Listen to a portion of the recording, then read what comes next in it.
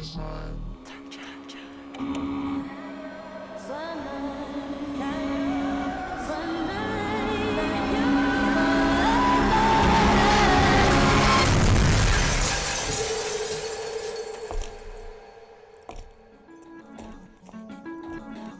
ready? I've been ready. What are we waiting for?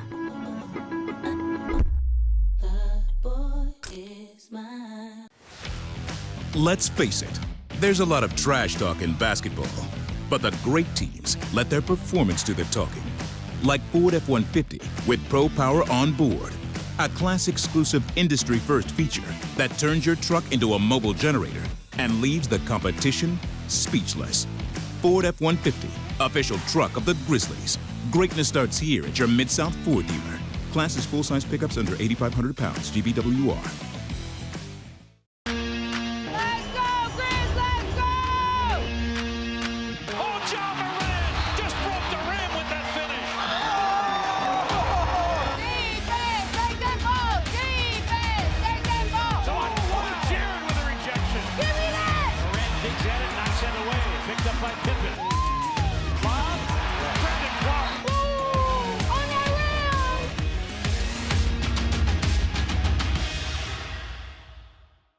Sonic Radio. Welcome back to Sonic RNDIO. That spells radio with me, the CIO. This just in, the new Sonic $1.99 menu lets you build a crave-worthy meal for just $1.99 an item. Whether that's a creamy shake, crispy tots, or a quarter-pound double cheeseburger. This just out. Ostriches. They're mean, not very cute, and in my opinion, way too big for a bird. Don't miss the Sonic Fun 99 menu. 5 items, always $1.99. Live free, eat Sonic. Tax not included. See menu for details.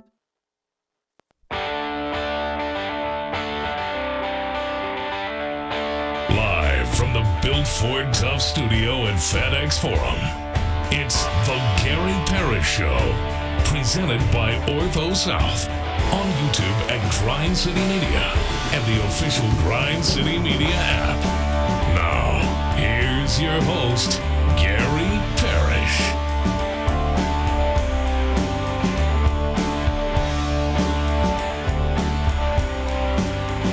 All right, I'm here. My name is Gary Parrish, speaking to you from the Built Ford Tough studio, FedEx Forum, downtown Memphis. Bennett Doyle right there producing the program. Glad he's with me. Glad you're with me.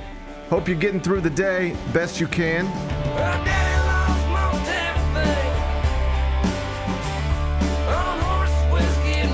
And I hope you properly understand just how difficult it is to make a 53-player NFL roster as a quarterback. Has to be among the hardest good jobs to get in this world. Former Memphis quarterback Seth Hennigan, he learned it the hard way yesterday as NFL rosters were finalized in advance of the season getting underway next week. We'll talk through it all momentarily. First, though, quickly, let me set today's schedule for you. In the next segment, about 20 minutes from now, Chris Vernon is going to join me. He, of course, is the host of the Chris Vernon Show, weekdays noon, Grind City Media. Keegan Bradley should be announcing the U.S. Ryder Cup team any minute. If it happens before Vernon gets in here, we'll discuss that. I also want to get his thoughts on the ongoing Micah Parsons situation with his beloved Dallas Cowboys. Vernon going to be here in about 20 minutes. Finish talking to him, take a break, come back, do 5 more things you need to know, at which point we'll discuss 5 previously undiscussed stories among them. Just minutes after we end a Tuesday show, Travis Kelce and Taylor Swift jointly announced their engagement. Congrats to those lovebirds. We'll spend some time on it in about 40 minutes. There was a notable college football scheduling announcement made yesterday that could be an indicator of what could happen to the University of Memphis Tigers in the coming years. It's something we've been talking about since the SEC announced last week they're going to a 9-game conference schedule. I'll talk you through it. We'll do it in the third segment. The new Pac-12 has announced a new media partner to join its deal alongside CBS Sports. I'll give you the details on that a little later on in the show. Major League Baseball has released every franchise's 2026 schedule. The big headline is that we're starting the regular season next year earlier than ever. I'll tell you the exact date. We'll do it in the second hour. And Cracker Barrel has announced that it's ditching its new logo and returning to its old logo, caving to pressure from the type of people who sit around on the internet enraged about restaurant logos, I guess. I didn't even know that was a thing. We'll talk through that stupid story during a segment we call 5 More Things You Need to Know. Then we'll eventually do GP's Carryout and we'll call it a day. So that's the rundown. We got a lot to get to. But I did want to start in the NFL, where 53 player rosters had to be finalized by 3 p.m. yesterday afternoon. As a result, we had trades. As a result, we had waves, all sorts of developments throughout the league. Among them, the Jacksonville Jaguars releasing former Memphis quarterback Seth Hennigan. The undrafted, it is tough. The undrafted rookie was waived by the Jaguars. So was veteran quarterback John Wofford. So Jacksonville is only going to take 2 quarterbacks into the regular season. Trevor Lawrence, former Clemson star, of course, is one of them. He's the starter.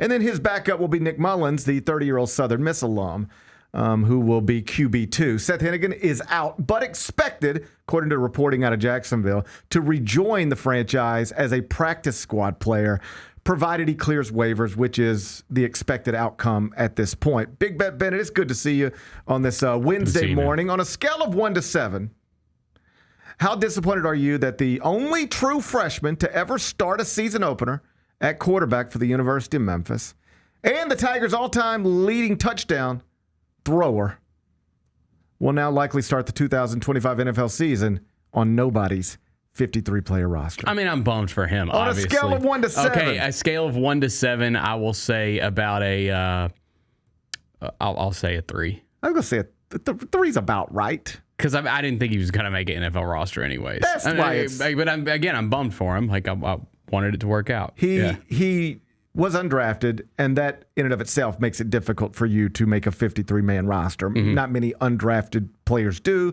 particularly undrafted quarterbacks, right? Right.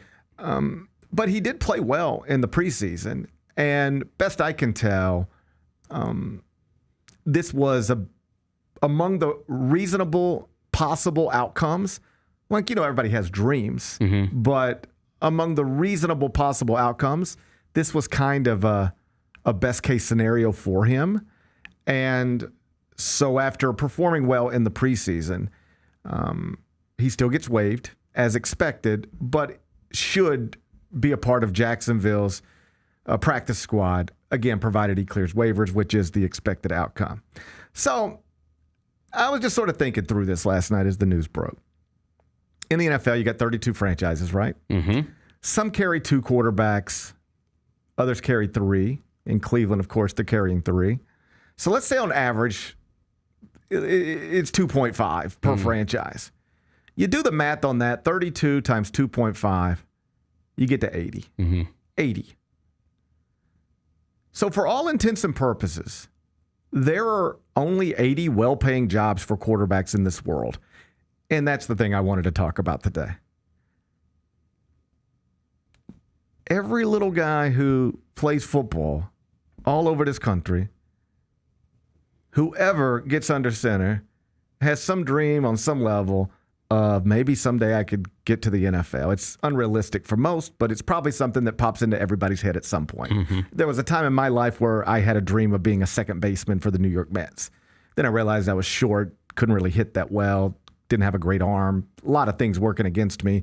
So I had to settle into, doing other things. But was that dream in my head somewhere at some point? Yeah, stupidly, ridiculously, but it was in there somewhere. So all over the country, little kids playing football. You're the quarterback. That often means you're like maybe the most talented dude out here, or at least one of them.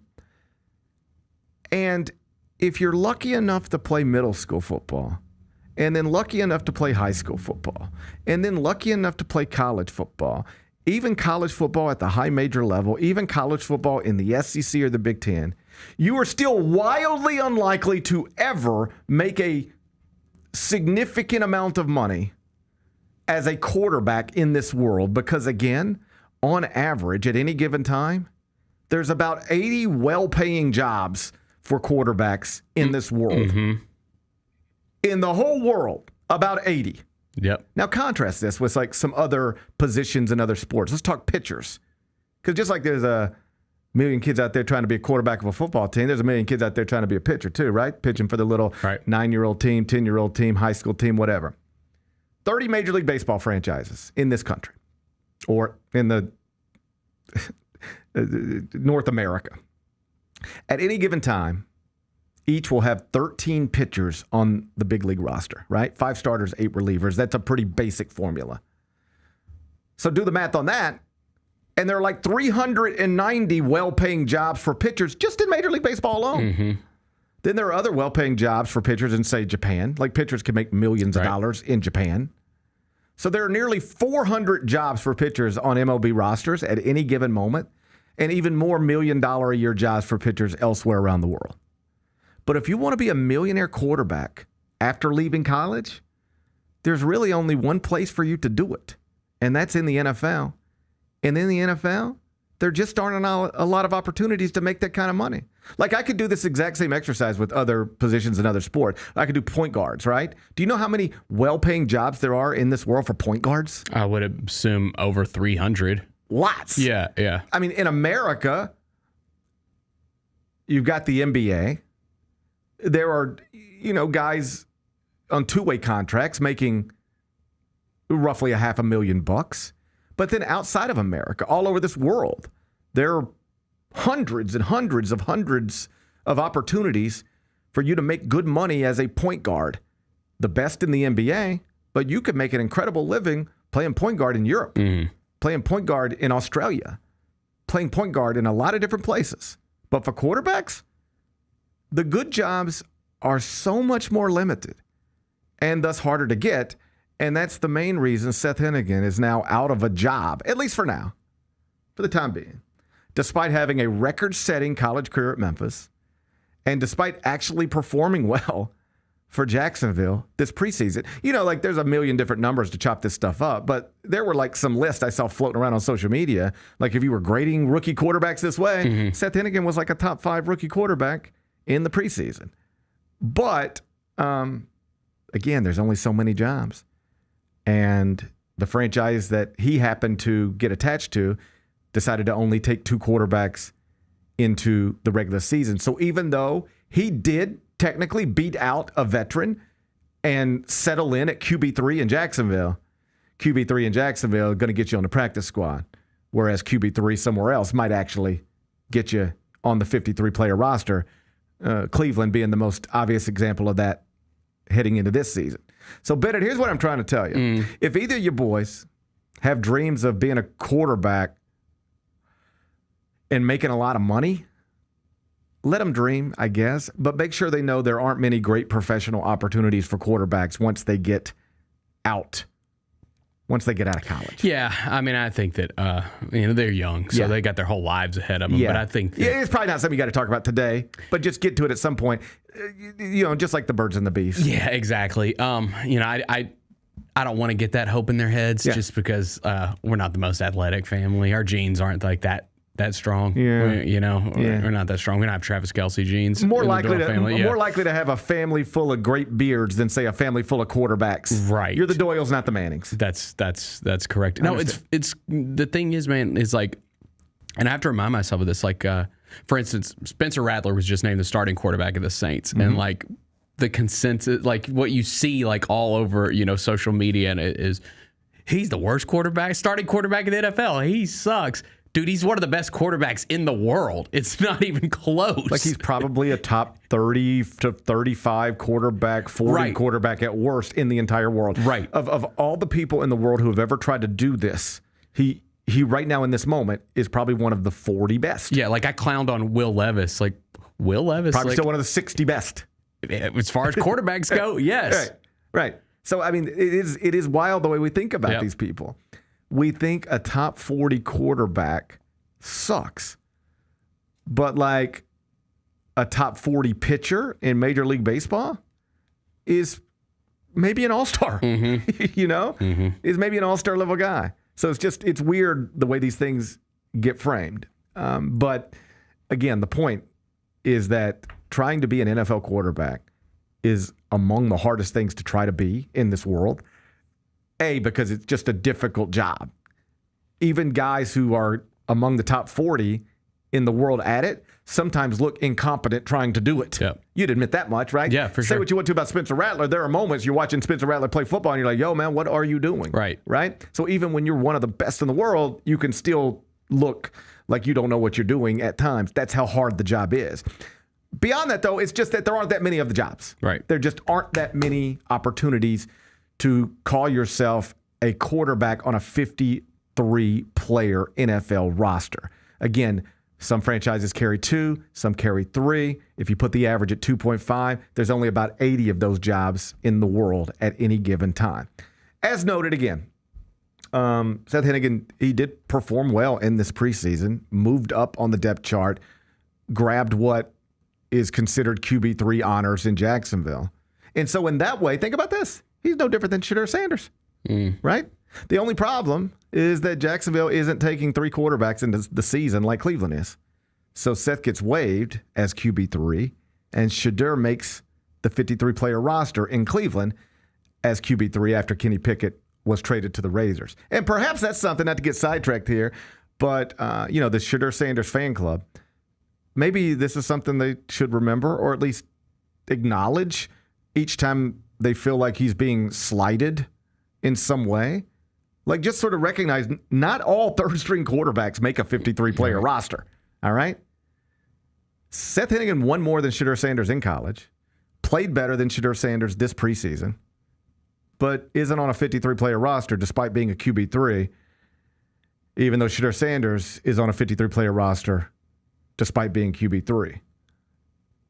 So just, take that for whatever it's worth. In other words, not all QB3s make 53-player rosters. Shedeur did. Seth Hennigan didn't. Life ain't fair sometimes. Right. Either way, like I mentioned, barring a surprise, Seth Hennigan is expected to be a part of Jacksonville's practice squad. Do you know how much rookie practice squad player makes? I'll say a rookie practice. Rookie practice squad player. At least 6 figures. It can be 6 figures. I would say, I'd say 100,000. It could be. I'll put it in weeks for you because these practice squad players, they can come and go week to week. Right. It'd be like, hey, you're on the practice squad week 1. You're on the practice squad week 2. Hey, we don't need you on the practice squad anymore for week 3. We might bring you back in week 7. It's a very fluid situation, or at least it's sometimes a fluid situation. Mm-hmm. But a practice squad player with less than 2 years of service makes roughly $13,000 a week. All right? Now, that's that's good money, like $13,000 a week. Hell yeah. There's people right now listening who would be like, I'd love to make $13,000 a week. So I'm not trying to diminish what that is. Mm-hmm. Over a span of 18 weeks, if you were lucky enough to be on the practice squad throughout the whole deal, $234,000. It's like, that's not bad, right? Right. But just know it is a lot less than Seth Hennigan made playing quarterback last season for the Memphis Tigers. That's true. Think about this for a second. Yeah. Most people go to college and hope to immediately get, among graduation, the best paying job they've ever had. Like, whatever that looks like.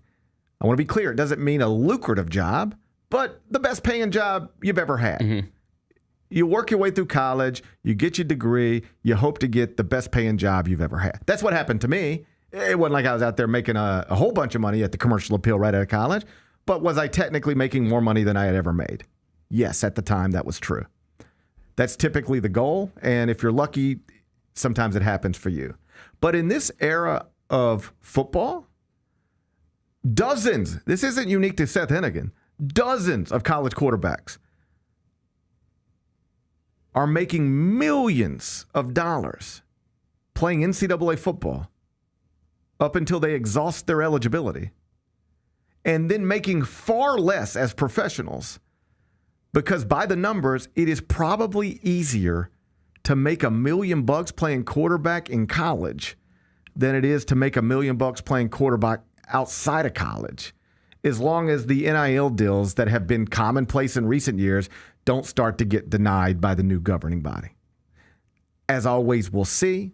There's some speculation that they will, and that the college prices will come down. We'll see you in court about that, I'm certain. But either way, it remains true. Seth Hennigan will almost certainly make less money this year playing professional football than he made last year playing college football. Now, obviously, you could make $450 million playing quarterback outside of college if you're Patrick Mahomes. But if you're Seth Hennigan or anybody like Seth Hennigan, odds are you're going to make far less as a professional quarterback than you did as a college quarterback. Again, because there are just not that many great paying jobs for quarterbacks in this world once they leave college football. Yeah, I will say, like, I actually think he's in a good spot in Jacksonville just because they've got, if he's able to stay on the practice squad, because it's a new coach. Trevor Lawrence does have a history of injuries in the NFL. And, like, you know, with a new coach. And Nick Mullins is always running around. You always run around. You never know. You get popped some point. Yeah, and I just, like, I wonder, like, with the new coach being in there, like, you know, you're able to start this with Seth on the practice squad if he kind of, you know, becomes, like, your guy, right? Like, you know, there's probably, like, would be a little more loyalty there because he was there from the ground up. I do think that is important that they got him in. They now know him. Yeah. Like, he's been sitting. There's a room every morning at their practice facility, and Seth Hennigan has been sitting right next to Trevor Lawrence. Yeah. They know each other. The quarterback coach knows him. Head coach knows him. General manager, front office. This guy's been with you. Unselected in the draft, but then you bring him in. He's been with you all preseason. You know who he is. You know how he carries himself. You know how he communicates. You know when he shows up, when he doesn't, when he leaves, when he doesn't. And you don't want to take a third quarterback into the season because a lot of NFL franchises don't take a third quarterback into the season. Right. But you also kind of like what you've seen, and you would like to keep him around. Man, if we were taking 3 quarterbacks, you'd be one of them. We're not, for whatever reasons, but we don't want you to leave here. Obviously, once we release you, waive you, you have to clear waivers. If the Browns decide they want a 4th quarterback and it's you, then we might just have to wish you well. But assuming you clear waivers, don't get it twisted. We like what we saw from you. We want you to stay here. We want you to practice with us. And, you know, I could send you a list of practice squad players that ended up actually on regular season rosters at some point, or you could just Google it yourself. Just know that you're going to have an opportunity to do good things in this league at this position, and we are still interested.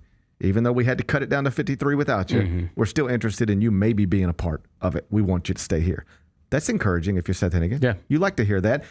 Clearly you're disappointed, but I think probably you're like almost prepared for the disappointment. Right. He's a smart young man. He knows what's coming. But I think it softens it a little bit or a lot when the same people who are waiving you are making it clear to you, but we're only doing this because it's a numbers game.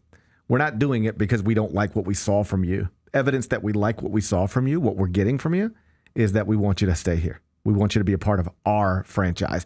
Probably not in the way you hope for, but keep working. Maybe it's around the corner. So if you're looking for some encouraging news, then that's probably it. Chris Vernon in studio next. The NBA announced their dunk of the year yesterday. It was voted on by the fans, and it went to Ja Morant for his double clutch through Porzingis and Derek White. The call of it was excellent. That game we hung on to for a long time last season, but it was a spectacular dunk. Tune in to the Jessica Benson Show with CJ Hurt live every weekday at 8 a.m. on YouTube at Grind City Media and the official Grind City Media app. Grizzlies fans know it's the team that gives you the edge. Big River Steel does too. And much like the Grizzlies have recruited legendary talent, we want you to be part of our team. Are you ready to be part of something legendary? Then visit www.bigriversteel.com. That's www.bigriversteel.com.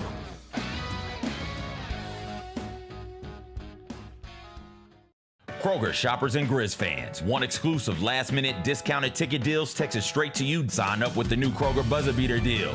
Fans can sign up by texting Grizz to 636-479 or visit your local Kroger store in the Delta Division and scan the QR code. By signing up, you agree to receive recurring automated promotional and personalized marketing text messages from the Memphis Grizzlies. Consent is not a condition of any purchase. Message frequency varies. Message and data rates may apply. Shinedown. Dance Kid Dance Tour. Live in Memphis. FedEx Forum, Saturday, August 30th. with special guests Bush and Morgan Wade. Get tickets now at livenation.com. Shinedown, live in concert. For more, visit shinedown.com. Catch us if you can at Southland Casino Hotel and win your share of up to $1.8 million in free play and prizes. Join us for drawings every Saturday in May, June, and July.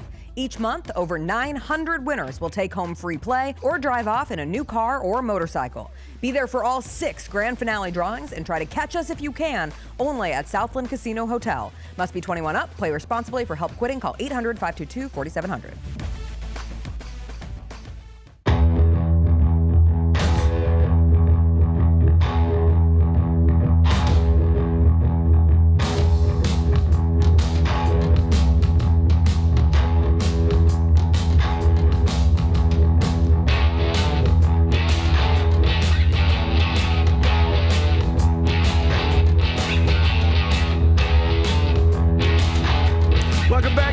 Show presented by Ortho South. We're inside the Bill Ford Tough Studio, and on Wednesdays in the second segment, I'm joined by Chris Vernon, host of the Chris Vernon Show. Weekdays, noon, Grind City Media. He's here right now. We got breaking news in the world of golf. Keegan Bradley has announced his 6 captain's picks for the Ryder Cup team. Oh, all right. Well, I don't have it. Okay. I don't have it in front of me. Okay. All right. So, do you want to guess it? Is that the way you want to do it? Bennett, join in if you want. Well, look, the ones.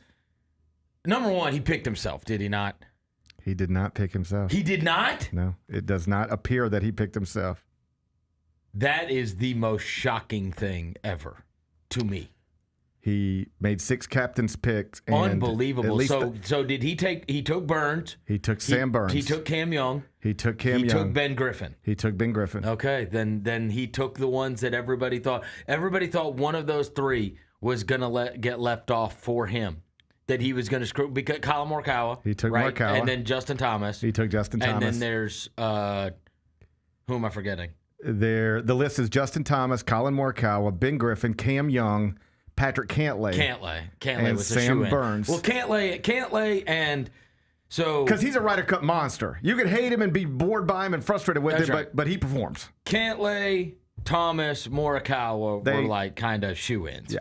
So the other 3 was what it's going to come down to. And then even just his comments over the weekend, it sounded like he was going to take himself. And we also had that whole lead up to where it was the Netflix show. And then him getting his heart ripped out of his chest by Zach Johnson. And then he, he's from the Northeast, so he'd have the whole Bethpage crowd on his side. And I think a lot of people thought that he was going to take himself, and he even mentioned over the weekend, I think that's what led everybody to believe that... The Arnold Palmer quote, you see that one? That one was like, he was hinting at it. And that he was either going to screw... Most people thought he was going to screw either Ben Griffin or Sam Burns. Right. That those would be one of the 2 that got left off. I am absolutely stunned he did not choose himself. What do you think you would do if you were Keegan Bradley?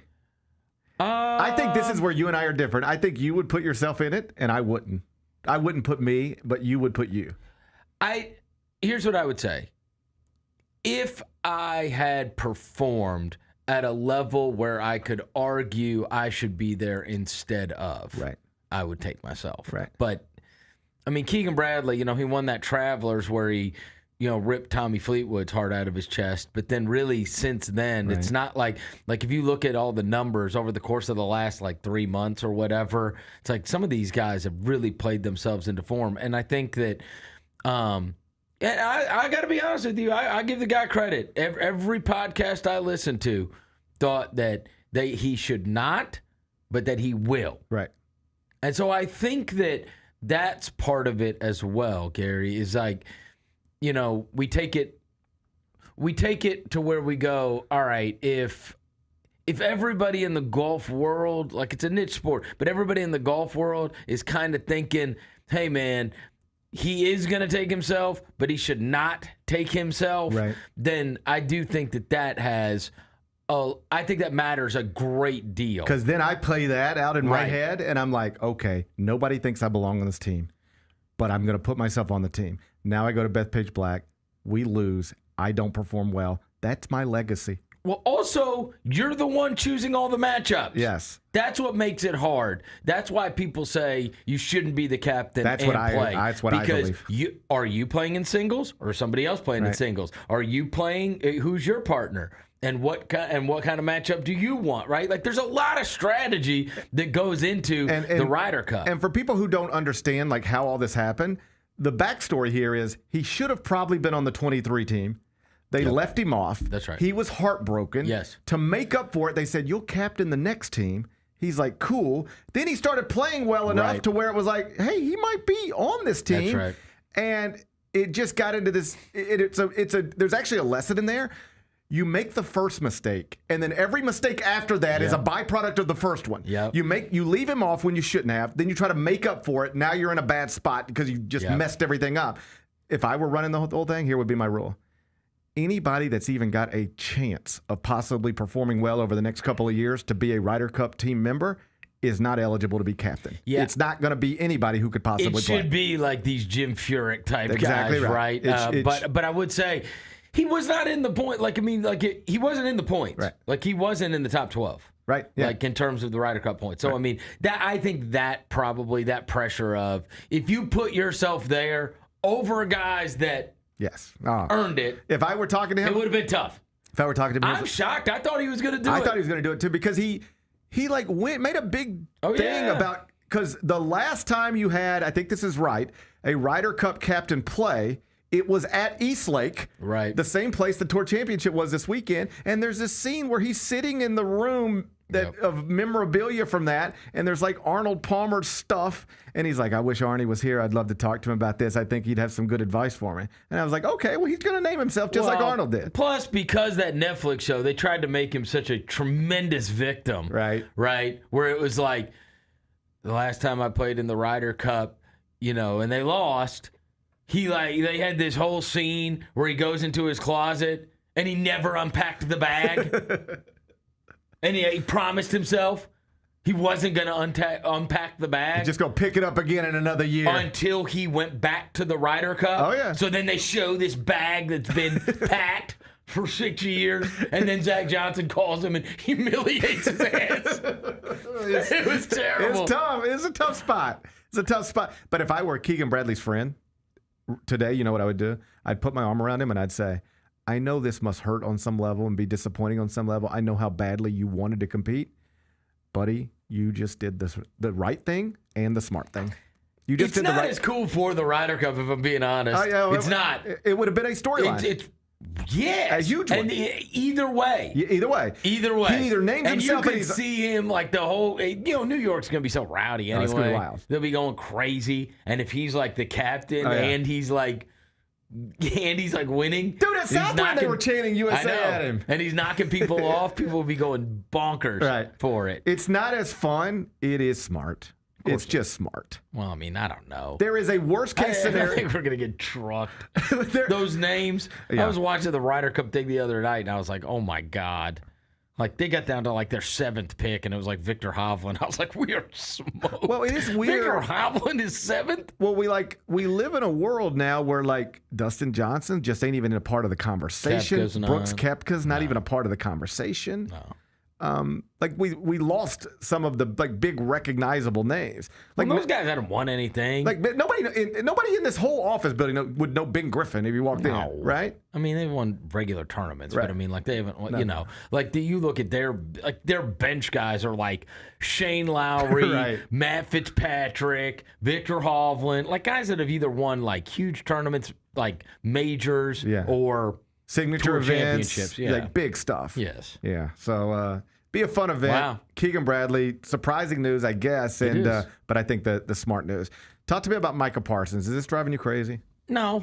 Because you've watched the documentary too, right, on Netflix? I'm about halfway through. Yeah, me too. I love it. Oh, it's great. It is great. But it also gives you total insight to what a maniac he is. He is insane. Yeah, he's a crazy person. The episode I got through last night was the divorce between him and Jimmy. And what is remarkable about that is they can't even agree on facts. No. Things that should be factually like Who had the first ever show at Grind City Media? Chris Vernon. All right, like we shouldn't be arguing about but that. 30 years ago. I know, but it's like, so who decided to trade Herschel Walker? Whose idea was it? Yeah. And they totally disagree. It's a credit thing. Yes, it's a credit thing. Yes. They're just both two massive egos. Right. And I will say that, like, I guess I'd be concerned if he's under contract for 3 years. Right. What are you going to do? Like, I got it. Guys want to renegotiate their contracts when they have outperformed their contracts. Right. But, like, they're never trading him. Right.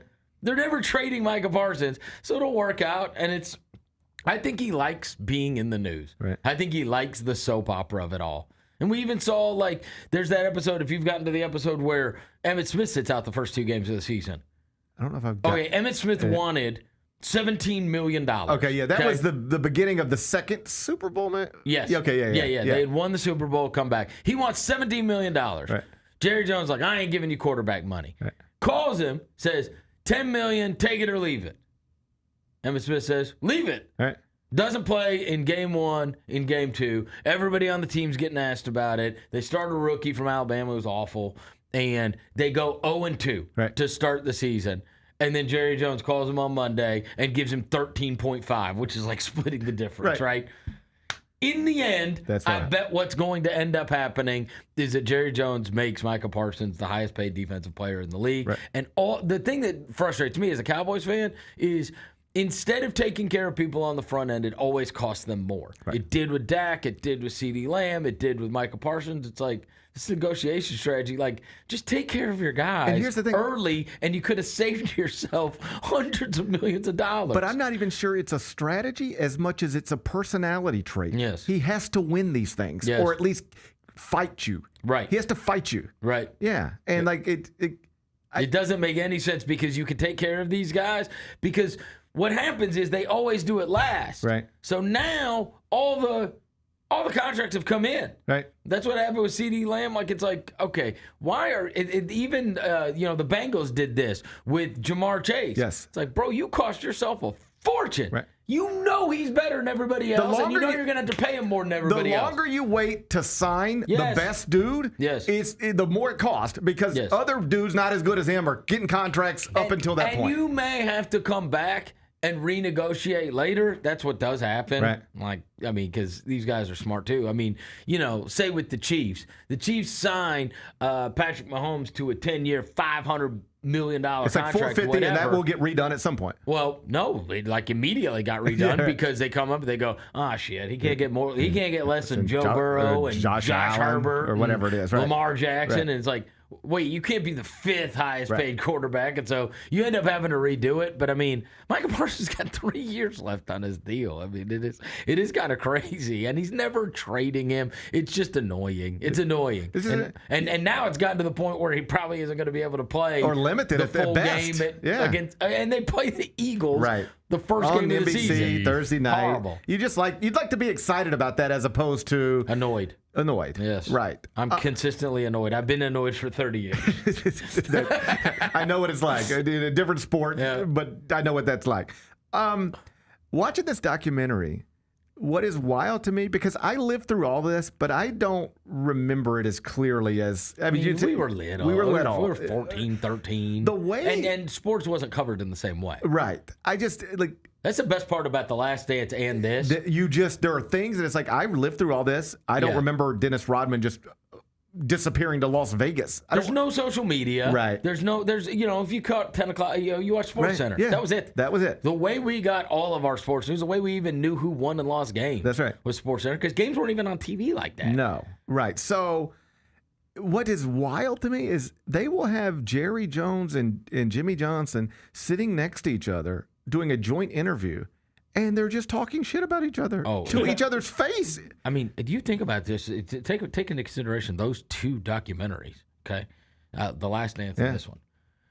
And you could even throw in the OJ one for that matter. Yeah. Like, bro, Bob Costas was like constantly sitting down doing interviews you cannot believe. You can't believe it. He had a whole interview before a finals game about Michael Jordan's gambling problem. And this one, he's sitting before the Super Bowl. Before the Super Bowl, about how much they hate each other. He looks dead at Jimmy Johnson and says, And then Jerry Jones is sitting right there, and he goes, "Do you respect him as a football mind?" It was like, Jesus Christ. I know. What a hard question. And Jimmy was like, well, I mean, I respect him, but not like myself. It was just wild to watch. This is where Belichick's girlfriend runs in and says, "Cut the tape." Yes. Seriously. I mean, can you imagine whatever the similar thing would be? It's Zach Kleiman sitting down with Taylor Jenkins at the end of last season, and somebody is like, "Do you respect him?" And you got to talk about it on camera. That's you can't even imagine that. No, it's unfathomable. Right. It's unfathomable. But it's how much they both, different guys wouldn't even agree to sit down like that together. They both needed that fight on camera. Let's fight it on camera. The weird thing is, we're just so used to all the old Jordan interviews were basically done by his best friend, right, Ahmad Rashad, right? Except for the ones that were about these horrible, whether it was about Jerry Krause or whether it was about gambling or whatever else. Speaking of, on my Instagram algorithm, I don't know why I just thought of this. It came across the other day, and it was it said, "Has anyone ever made worse decisions than Ahmad Rashad?" He married Felicia Rashad from the Cosby Show, right? But with his groomsmen, and it showed him standing up at the altar. His groomsmen were Bill Cosby and O.J. Simpson. I was like, oh my God, damn. Is that insane? That's rough. It is Ahmad Rashad and his wife, and there's no way that's standing true. Next to him is Bill Cosby and O.J. One of the most famous murderers and one of the most famous rapists of all time are in your wedding party. What are the chances? I don't think he has a good. Oh, wow. He might not be a good judge of character. Dude, that is crazy. Look, do you see the picture? There it is. Oh, I can't put it on the screen. Oh, that's so funny. He's in between both of them. That's so funny. It's Ahmad Rashad, OJ, and Bill Cosby. I was like, no way. Imagine how many times in his life his phone rang and he was like, oh, no. No, he did what? He did what? That is... Juice did what? Dude, that is a crazy photo.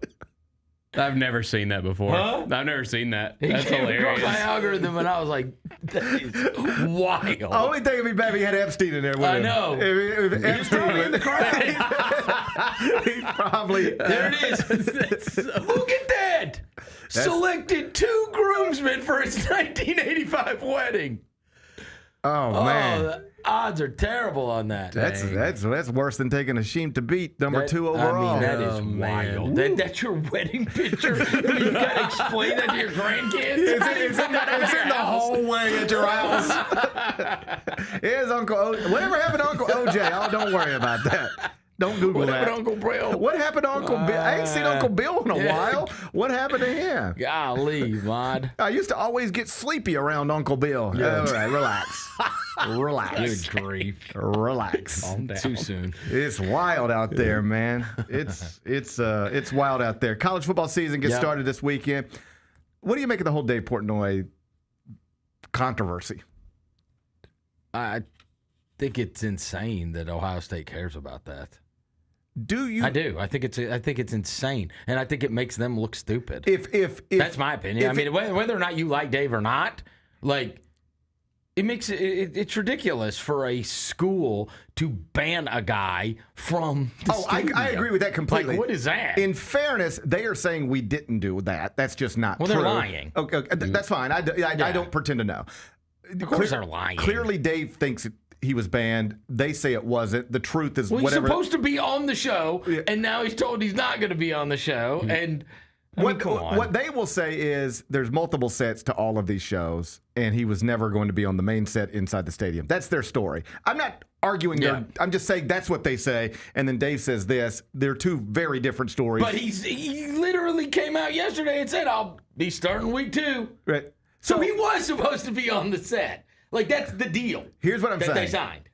I don't know. Ohio State's lying. Okay, that's fine. I completely agree. It's fine. I'm just saying, for the sake of the conversation and fairness, Ohio State would say what he's saying is not true. They're being sissies. Here's if the Grizzlies, if NBA Countdown was coming, right, and they said, we don't want Kendrick Perkins here because we don't like the things he said. Right. Or Stephen A. Smith. Right. That's a perfect one. That'd be great. We don't like Stephen A. Smith. Because of what he said on TV, said right. horrible things about Memphis. Right. We're banned. I would say that's insane, and it's terrible PR for the team. I agree completely. That's my point. I'm just trying to set it up in fairness. Ohio State denies it. But like for the sake of this conversation, let's agree that Ohio State banned Dave Portnoy. That is idiotic. I mean, look, idiotic. You're better off saying nothing. You know what you're better off? You're better off. You know what you're better off doing? Making him a welcoming gift. Like, you know, putting his name on the back of an Ohio State jersey. It fun. And make it fun. Yep. Make it Have fun. Brutus go over there and mess with them. All of it. Yeah, I mean, it's sports, dude. Like, rivalries are part of it. Gary, I'll tell you this, too. Here's the other thing. If it wasn't them, he'd be on the show. He'd be on the show. Because as soon as that came out and everybody has this same opinion, which is like, well, y'all are weak. Right. They would have fixed it. Right. They would have said, whoa. This isn't us. This isn't us. To me, the proof will be in what happens after week 1. Is he going to be inside other stadiums? He's already said he is. They say he's not. Come on. Yeah, well, I mean, we'll see. Like, at some point, we'll have our answer. Well, he'll either be inside the stadium or they're in a he weird won't. spot, too, because they're trying to protect their... I mean, this is the biggest brand. school. Yeah, this is the biggest brand in their contract. Right. And they're going to be doing a lot of games. Right. So, I mean, they're in a tough spot. It's a tough spot. They're in a tough spot, but I think Ohio State. If I were running Ohio State, I would have perhaps expressed some disappointment in Fox and the Big Ten doing this. Like, this guy craps on us all the time, and we're your most important thing, and that's what he's going to be doing on TV. Why are you doing this? I might have had that conversation, but once it's done publicly, all I'm doing is smiling and having fun with it. Here's how you know it's horrible. I would have turned it on. Oh, yeah. To see that. Yeah. I would have loved to have seen him being like the heel inside the horseshoe. Well, I'll still turn it on. It'll be I won't. I'll watch College Game Day. He's going to have a role, doing something. But I'll watch College Game Day. Right. I mean, I'm saying I would have flipped over to check on it. Right. For sure. Right. I would have. Now. I still will. Or I'll see it on social media. I'll be watching College Game Day. I mean, I love College Game Day. I love that crew. It's obviously going to be Lee Corso's last week. So, I mean, they needed some kind of juice for me to care about the Fox thing at all. Right. Him, saying some kind but being the wrestling heel inside the horseshoe, that would have been at least some juice. But you just got to be... You think I give a crap about Urban Meyer? Right. Or Brady Quinn? But or any of that? If you're Ohio State, if it is true that they banned him, you've got to just know we are only creating problems for ourselves. They are the best at turning themselves into the victim and making it into a big thing that it otherwise wouldn't be. Yep. It's just like PR disaster. Like the first day of class, you never do this. You can be frustrated that he's going to be a part of the show, but publicly, you smile, say you're looking forward to it. You have him a welcome basket waiting for him, Portnoy, Ohio State jersey. Because they're trying to jam him up. They're trying to jam him up, right? This is just like, remember years ago they did the ESPN thing, and then there were people that and that wasn't even him. That was the other guy. That was the other guy. That was Big Cat and Sam Ponder made a big deal out of it. They got it nixed. And so it's like, this is the muscle Ohio State has to try to jam him up. But it's just, it ends up working against you. Of course it does. It ends up working against you. That's why there's only one Ohio State. Yeah. And then there's all these other schools, right, that are going to be in it. Yeah, that's what I would have told Ohio State. You got the power to do this, I guess, but you shouldn't. No. It's a mistake. No. You should let. And because now it's a story. Similarly, I made this point when. The other thing is, how does it become a story? Oh, yeah. You know what I'm saying? Yeah. Yeah. I mean, I think it originated on an Ohio State podcast. Right. Is where it first hit, whatever.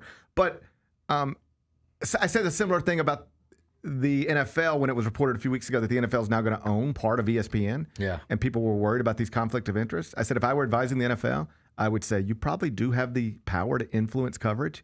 You shouldn't. Stay out of it. Because if you start dabbling and it gets known, then it just becomes a bigger story than whatever story would be if it just sat there alone. Yeah. Leave it alone. Probably. That's probably true, but they've dabbled forever. Right. Come on. Right. I work for a guy that got suspended. Yeah. Yeah. Yeah. For criticizing Roger Goodell. Yeah. My advice would be stay out of it. They lost Bill Simmons over that. Right. Right. So they've had power for a long time. That's 10 years ago, bro. The NFL they have had power over what is reported for a long, long time. I just think, and this isn't unique to sports, I think in politics as well. How much reporting you seen on ESPN about all this stuff that Pablo Torre is doing? Right. It lives on Pablo's podcast, and the only time ESPN touches it is when somebody resigns. And it's Mike Florio. Well, and now they have that deal with the NFL and right, the biggest NFL insider, right? Yeah. So it's politics, sports. I think this is often true.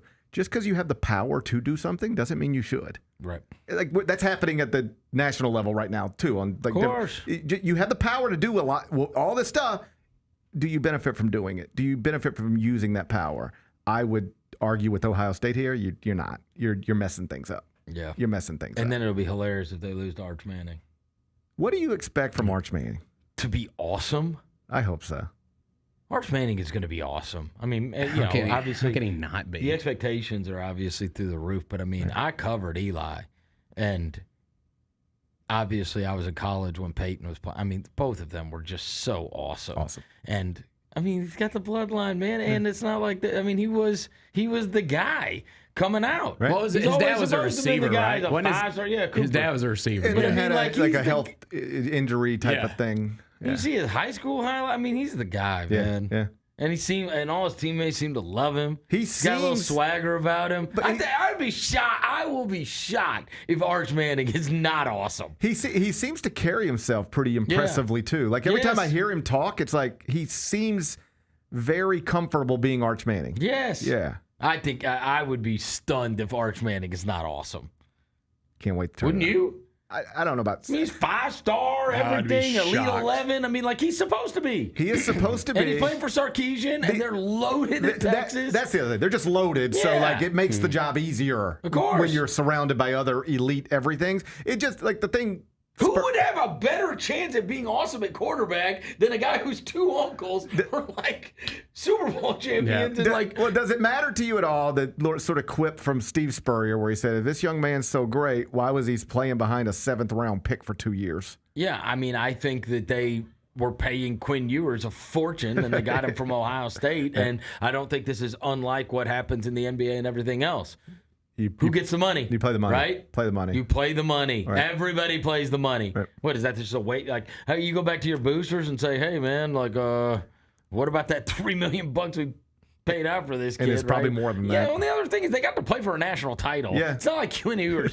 Fine, you say whatever you want of him as a NFL prospect and where he got drafted. They had a great season. They had a good season. Really good season.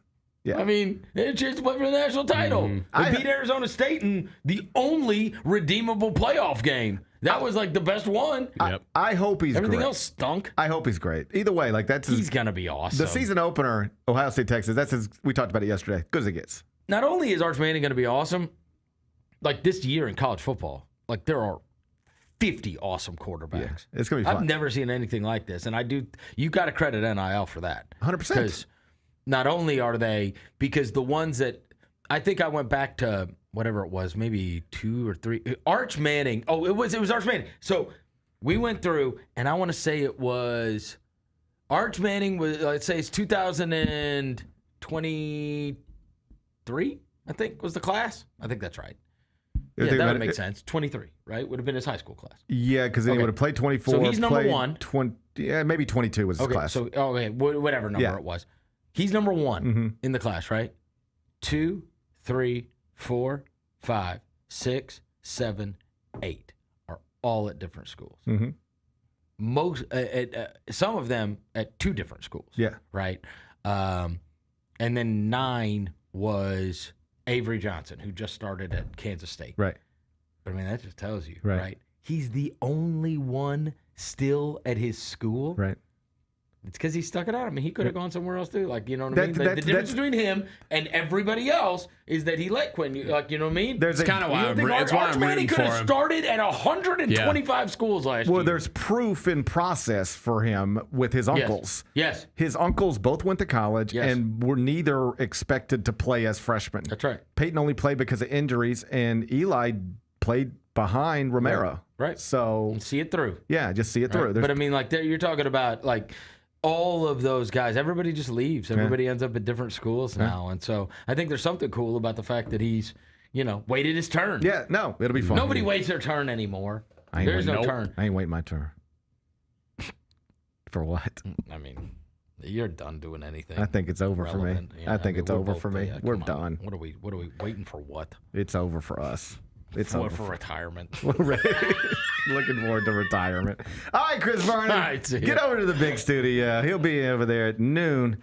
Chris Shut up, Vernon Bennett. show. Bennett, he Didn't told you. say anything. He didn't even say anything. Oh. Bennett didn't even say anything this time. You're an Arch Manning believer. I agree with what he said. Like I'm rooting for the guy because he stuck it out. Like I'm shocked he stayed there. I never thought when he wasn't the starting quarterback last year, I was like, he's gone. There's no way they're disrespecting him, right? Like that's Arch Manning. I would not want to be elite and sit on a bench. Mm. I'm just too selfish for that. If I'm capable of starting at a national championship contender type of program as a sophomore, I want to be doing that as a sophomore. I don't want to be playing behind somebody. So I would have left. But I think most people would have. But in his situation. But I'm not from his family. Right. Right? I'm not a Manning. Shocking. But if you're a Manning, you watch both your uncles. Be willing to watch, at least initially at the Division I level, even if Peyton was thrown in there pretty quickly because of injuries. But you watch both of them go to places where they weren't expected to start immediately. Mm. You watch both of them go to places where they expected to sit for a minute. And then you watched them have incredible college careers despite that, be number one picks in an NFL draft despite that, and then go on and win Super Bowls. One of them, clear Hall of Famer. The other one, you could make an argument. Yeah. But when you watch people you're close to take that path and it work out so well, it's probably not as hard to convince yourself to take a similar path. You've seen it work for people you have known your whole life. But me, without those life experiences, if I'm heralded the way he's heralded, I probably go in there after year one. And if it looks like I'm also going to be sitting in year two, I'm probably saying, you need to explain to me how I'm going to be the starting quarterback here next season, or I'm going to explain to you how I'm getting into the transfer portal. But I'm not watching somebody else play quarterback for the second straight year. That's probably how I would have been. But good thing for Texas, that's not the way Arch Manning is. And we get to see him play in his most high-profile game to date, and the first game since being named the starter and the Heisman Trophy favorite. That's Saturday, 11 o'clock, Texas at Ohio State. When we come back, big news yesterday, right after we got out of here. Travis Kelce and Taylor Swift jointly announced they're engaged. They're getting married. We'll discuss it next. Gary Parrish Show presented by Ortho South. When were you fine being a role player? I always think of myself as a star player because I'm doing stuff that guys don't want to do. Mm-hmm. I'm making winning plays. The whole goal of this game is to win basketball games. I think of Alex Caruso, he's a star player to me. Drew Holiday is a star player to me. Yes, indeed. TA is a star player to me. You know First what I mean? team. Yeah. The Chris Vernon Show, live on weekdays at noon on YouTube at Grind City Media and the official Grind City Media app.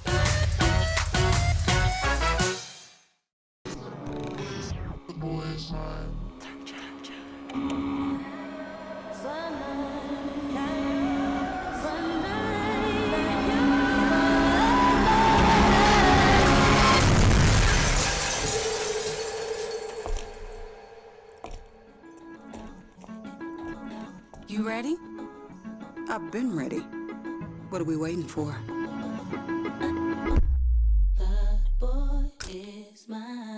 Kroger shoppers and Grizz fans want exclusive last-minute discounted ticket deals texted straight to you. Sign up with the new Kroger Buzzer Beater deal. Fans can sign up by texting Grizz to 636-479 or visit your local Kroger store in the Delta Division and scan the QR code. By signing up, you agree to receive recurring automated promotional and personalized marketing text messages from the Memphis Grizzlies. Consent is not a condition of any purchase. Message frequency varies. Message and data rates may apply. Shinedown. Dance Kid Dance Tour. Live in Memphis. FedEx Forum, Saturday, August 30th. With special guests, Bush and Morgan Wade. Get tickets now at livenation.com. Shinedown, live in concert. For more, visit shinedown.com. Sonic Radio. Welcome back to Sonic RNDIO. That spells radio with me, the CIO. This just in, the new Sonic $1.99 menu lets you build a crave-worthy meal for just $1.99 an item, whether that's a creamy shake, crispy tots, or a quarter-pound double cheeseburger. This just out. Ostriches. They're mean, not very cute, and in my opinion, way too big for a bird. Don't miss the Sonic Fun 99 menu. 5 items, always $1.99. Live free, eat Sonic. Tax not included. See menu for details.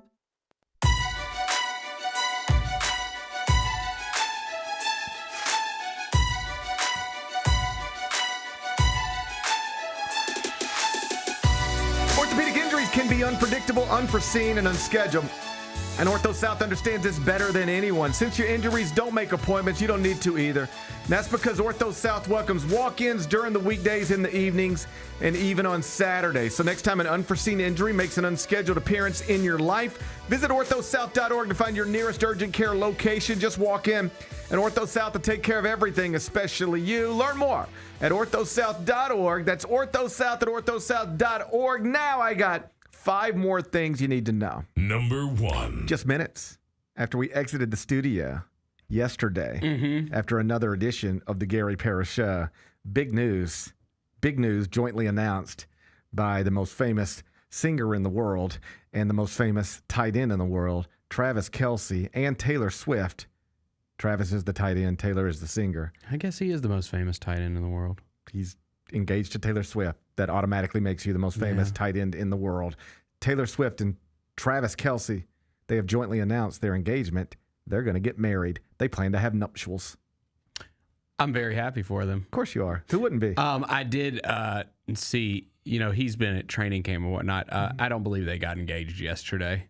Ed Kelce has spoke on this. Yeah, Ed Kelce is right. Well, what did he say? He said it was about 2 weeks ago. That's what I figured. Yeah, you figured before this. training camp, maybe. No, it wouldn't have been before training camp. Yeah. You don't have to be at training camp 24 hours a day. You can still fit Fair in. enough. You can fit in an engagement before practice or after practice, I guess, if you want to. Ed Kelce, that's the father of Travis and Jason. He says it happened about 2 weeks ago. He said Trav was going to wait a little bit longer for the perfect moment, but he advised his son. He said, "Son, you don't have to wait for the perfect moment. You have the perfect woman.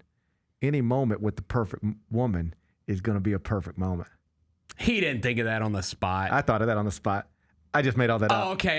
That's pretty good. That was pretty good. As I was saying good. it, Yeah, as I was saying it, I was like, that sounds pretty good. Really good. As I was saying it, I was like, man, this is pretty good. I made that up. But that was the sentiment. He did tell his son, you don't have to wait for the perfect moment.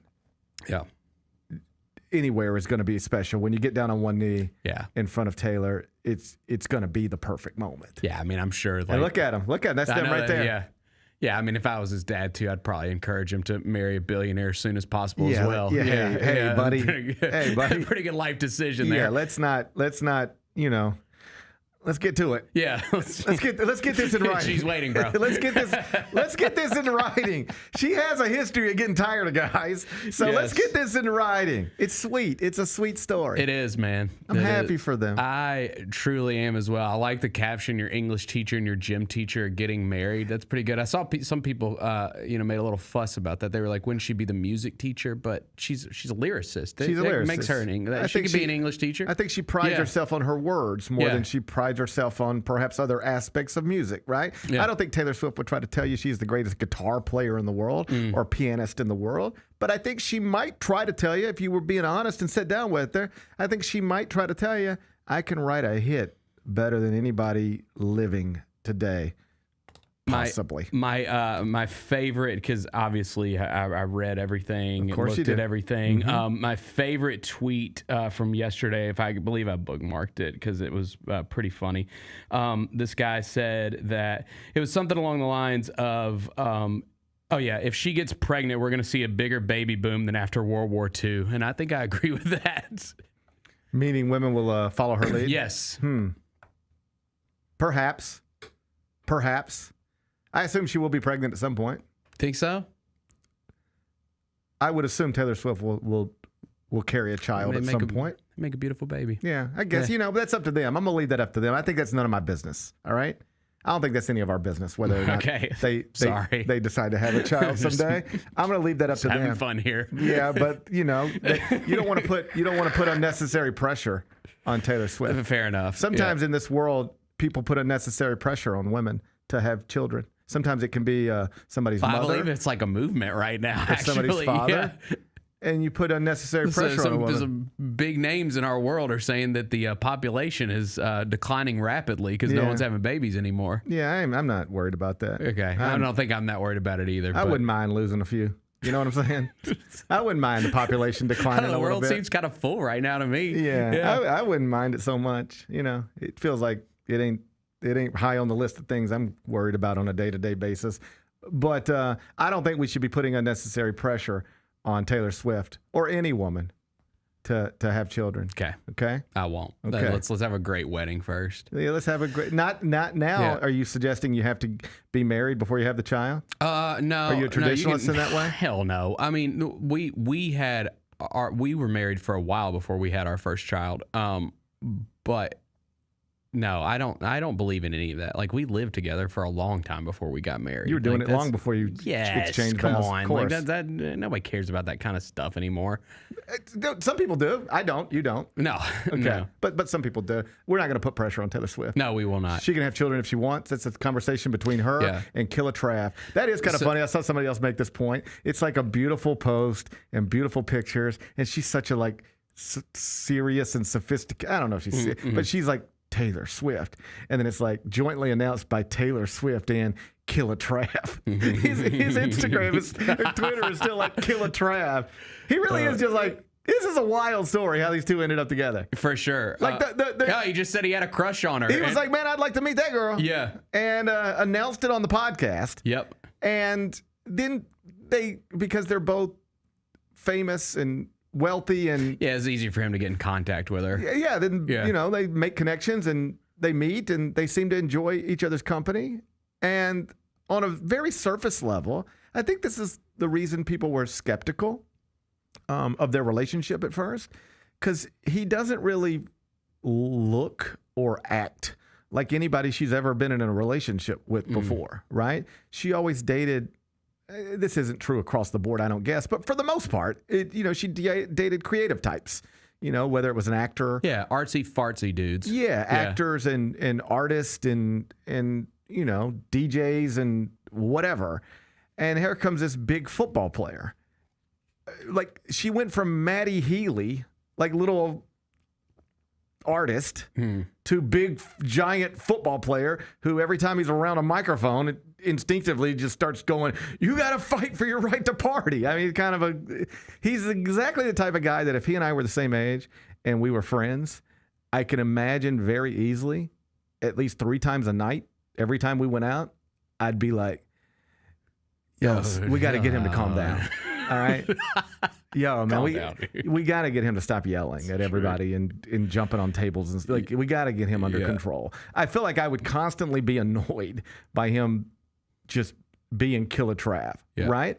So on a surface level, this is why people were skeptical. I think, like, this is not the type of people she dates. What could they possibly have in common other than they're both around the same age, they're both attractive humans, and they're both very famous, and they're both very rich. Outside of that, what do they have in common? And it's a fair question. And it's probably still a fair question. But you know what we realize, like, as you watch their relationship unfold over the past year and a half, 2 years, whatever it's been,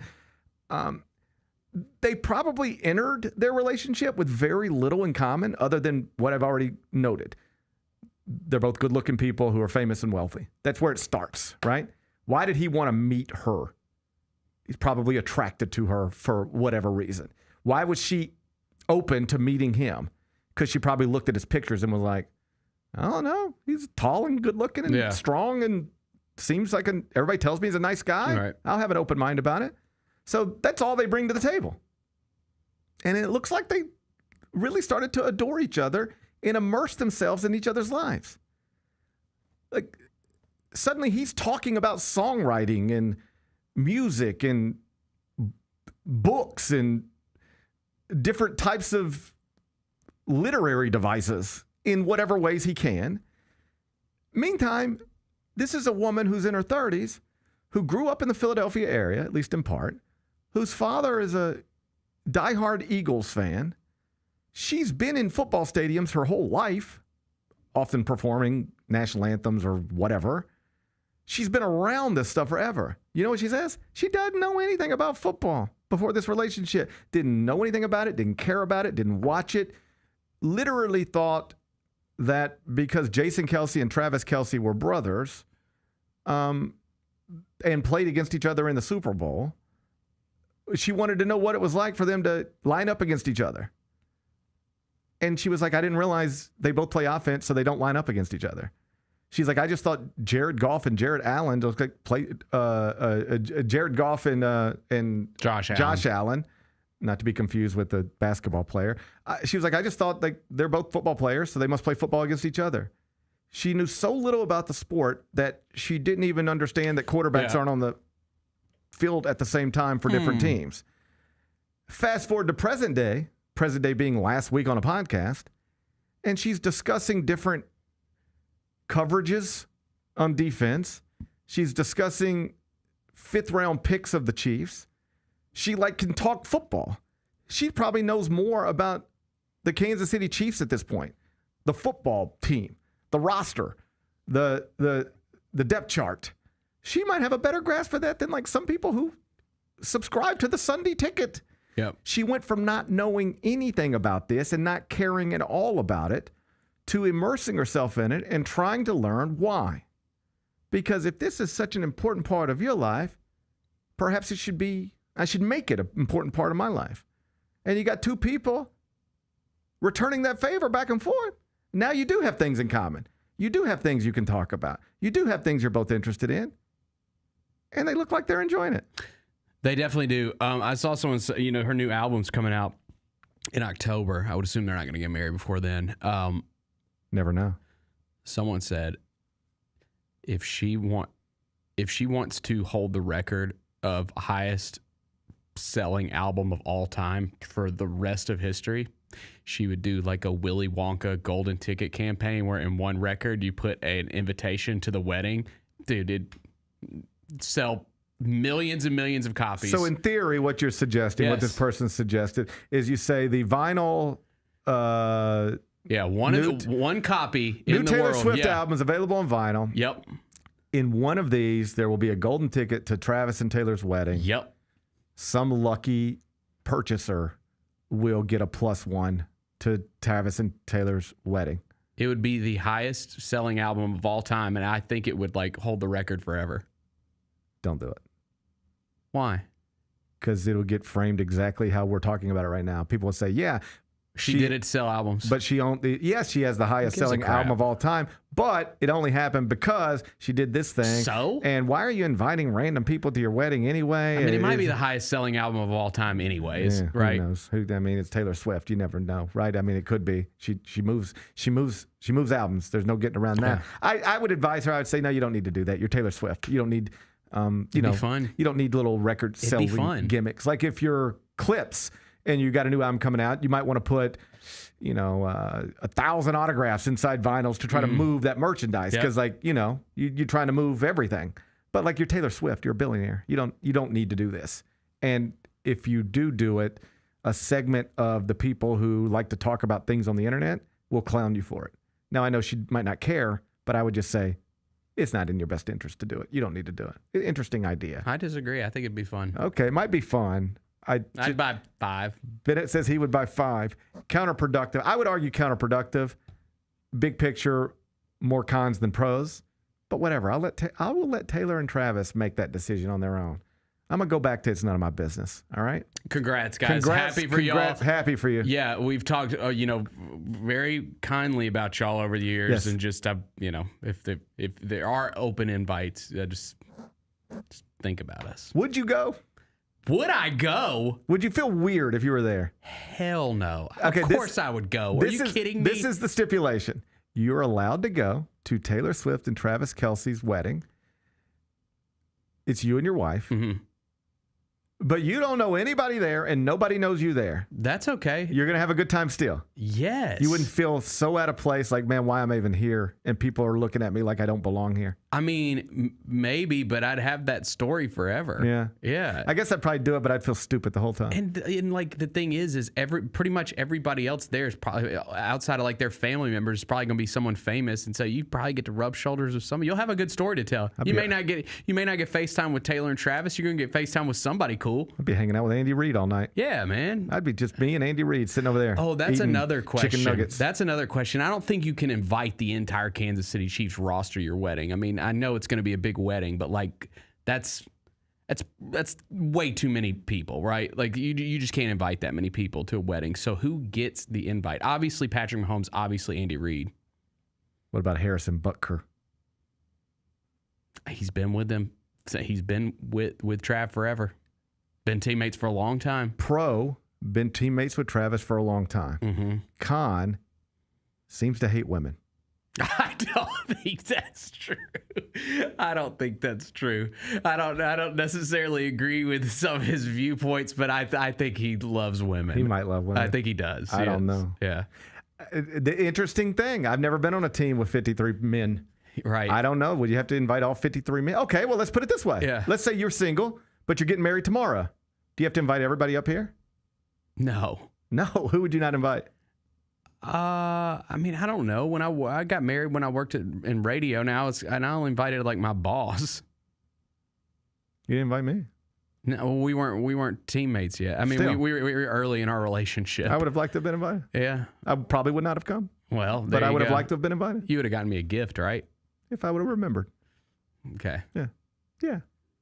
You don't have to, I don't think you have to feel obligated to invite your coworkers. Who would you not invite? Would you invite Roser, you think? I think I'd give Roser an invite. Would you invite Vernon? It just depends on how kind he is to me, you know. He's not very. That's what I'm saying. He bullies you. Yeah, I mean, he was like mean to me as he walked out of the studio today. Yeah, like, he bullies you every day. If you're asking me like right now, I might say no. Yeah, I might say no. Would you invite Devin, you think? Yeah, I think I would. Devin before Vernon. Interesting. It just depends, man. It's tough. Yeah, it depends on the day. I guess to bottom line it, Trav is not obligated to invite all 52 teammates because you wouldn't even invite Vernon. I do not think I would invite many coworkers at all. I don't think you have to feel obligated to do that. I don't know, man. I would invite Vernon. Again, I invited one to my wedding. I would invite Vernon. That's neat that you wouldn't. Well, the other thing too, bro, is each invitation is extra money. That's right. Yeah, these things ain't free. Oh, you don't have to talk to me. You're paying for your guests. Oh, you don't have to talk to me about. Like I had the saddest wedding in the history of weddings. Like we got married in Jamaica with nobody because we didn't have any money. Yeah, and I didn't feel like I was not comfortable asking people to fly to Jamaica for my wedding because I wasn't surrounded by a lot of people who had a lot of money. And so my wedding was like honestly sad. It was like looking back on it, it is not, it's like, I wish we'd have done this differently. Like my dad wasn't there. My mom wasn't there. Her parents weren't there. My brother wasn't there. Her brothers weren't, like our friends. Nobody was there. Literally nobody. It was me and her. And that was strictly a financial decision. Like we did not have any money. We were broke. And so I'm laughing and playing around, but like I get that too. Like every person you invite is another X amount of dollars. But if you're Travis Kelce, Taylor Swift, money isn't going to be a factor here. You want a hot take? I would take one, sure. And I had an amazing wedding. Me and my wife had an amazing wedding. Oh man, I can't speak to it. I wasn't there. I wouldn't know. I'll take your word for it. I'm almost positive. I'll take your word for it. We've talked about this before, and she would agree with this sentiment. Weddings are overrated. Overrated weddings. It's so much more. If we could go back and do it, I think we would do like a destination and invite like a handful of people. I do think it. Instead of we had a big wedding here in town. Well, like some people, you know, like I have the ability to have a big wedding. We were not in that position when we were young. And we had help. Don't get it twisted. And we had. I don't say this, but we didn't even ask for help. Nobody was in a position to help us, and we didn't have the money either. So I guess I would say this. If you have the money, if it's there, and, go spend it on something, or dad's going to spend it on something anyway, do whatever you want to do, whatever. But I do think it's a mistake for, young people to go in $50,000 worth of debt for a one-day thing. I would tell my kids, practically speaking, it's just not a smart thing to do. If somebody else is paying for it and they got the money, let them, whatever they want to do. If that's what they feel like they want to do, let them do it. But if if one of my nieces was about to get married and they were like, yeah, we're thinking about doing a $75,000 wedding and paying for it, we're going to fight whatever. Yeah. I'd just be like, that's not good use of your money. You're going to be trying to get out of that for the next 10 years or whatever it is, right? So, but it shouldn't be a problem for Travis. I think they'll be all right. I think they can afford it. Yeah. I think they're going to be able to afford it. I'll let them determine how many Chiefs. You know what I want to see? Does Blake Lively get an invitation? Ooh. That's what I want to see. I'll say no. I'll say no. Because if they wanted to kill the Blake Lively thing, say, hey, it's no big deal, everything's fine, they could have done that. I didn't see her say no big deal. I didn't see her say no big deal. I saw Killer Trav unfollow Ryan Reynolds on Instagram. I'm going to say Blake Lively has about as good a chance as me and you of getting to Taylor Swift's wedding. And I'll take her spot. Let us take. I'll bring way better vibes for sure. Bennett will bring better vibes than Blake Lively. That's what he's promising. So you know what? It's out there. Good. It's out there in the world now. Number 2. College football scheduling news yesterday. Did you see this? Alabama. What's up? They announced. Oh yeah, they got rid of a game, didn't they? Got rid of a game. They got rid of their. But it was against a bigger team. West Virginia. Yeah. Okay. Alabama and West Virginia jointly announced, just like Travis and Taylor, jointly announced yesterday that they will not play their home and home series that was on the books and scheduled to start in 2026. Basically, Alabama and West Virginia were supposed to play next year and the year after, but now Alabama is canceling that game, presumably paying a buyout clause that's in the contract. It's probably several $100,000, if not more. And the reason is because of exactly what we've been talking about since last week, when the SEC announced last Thursday that it was going to 9 league games starting next year. We talked about it from Memphis's perspective, because Memphis has games on the books right now with Arkansas and Mississippi State. And what I imagined and what Ed Scott seemed to co-sign in media availability earlier this week is that, yes, there's a chance they could get bought out of those games. Because if you're in Arkansas or Mississippi State, you only get 12 games in the regular season. Now you're playing 9 SEC games. You're also required to play a 10th game against a Power 4 opponent. And then you only got 2 left. Do you really want 10 games against Power 4 opponents, 1 game against a mid-major, and your 12th game to be against a Memphis program that won't check the Power 4 box for you to qualify for that, but they're better than some Power 4 schools? Evidence being that they finished in the top 25 last season of the AP poll and have been to 11 straight bowl games. So if you're Arkansas or Mississippi State, do you really want to be dealing with Memphis under these set of circumstances? If I were running those programs, I'd say no. And that's why there's a chance Memphis could get bought out of those games. West Virginia is an example of how it would happen and why it would happen. So Alabama, before yesterday, was expected to play 8 conference games.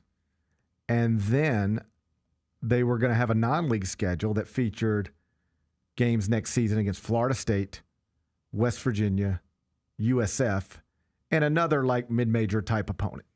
That would be the 12-game schedule. SEC announces you're going to 9 games.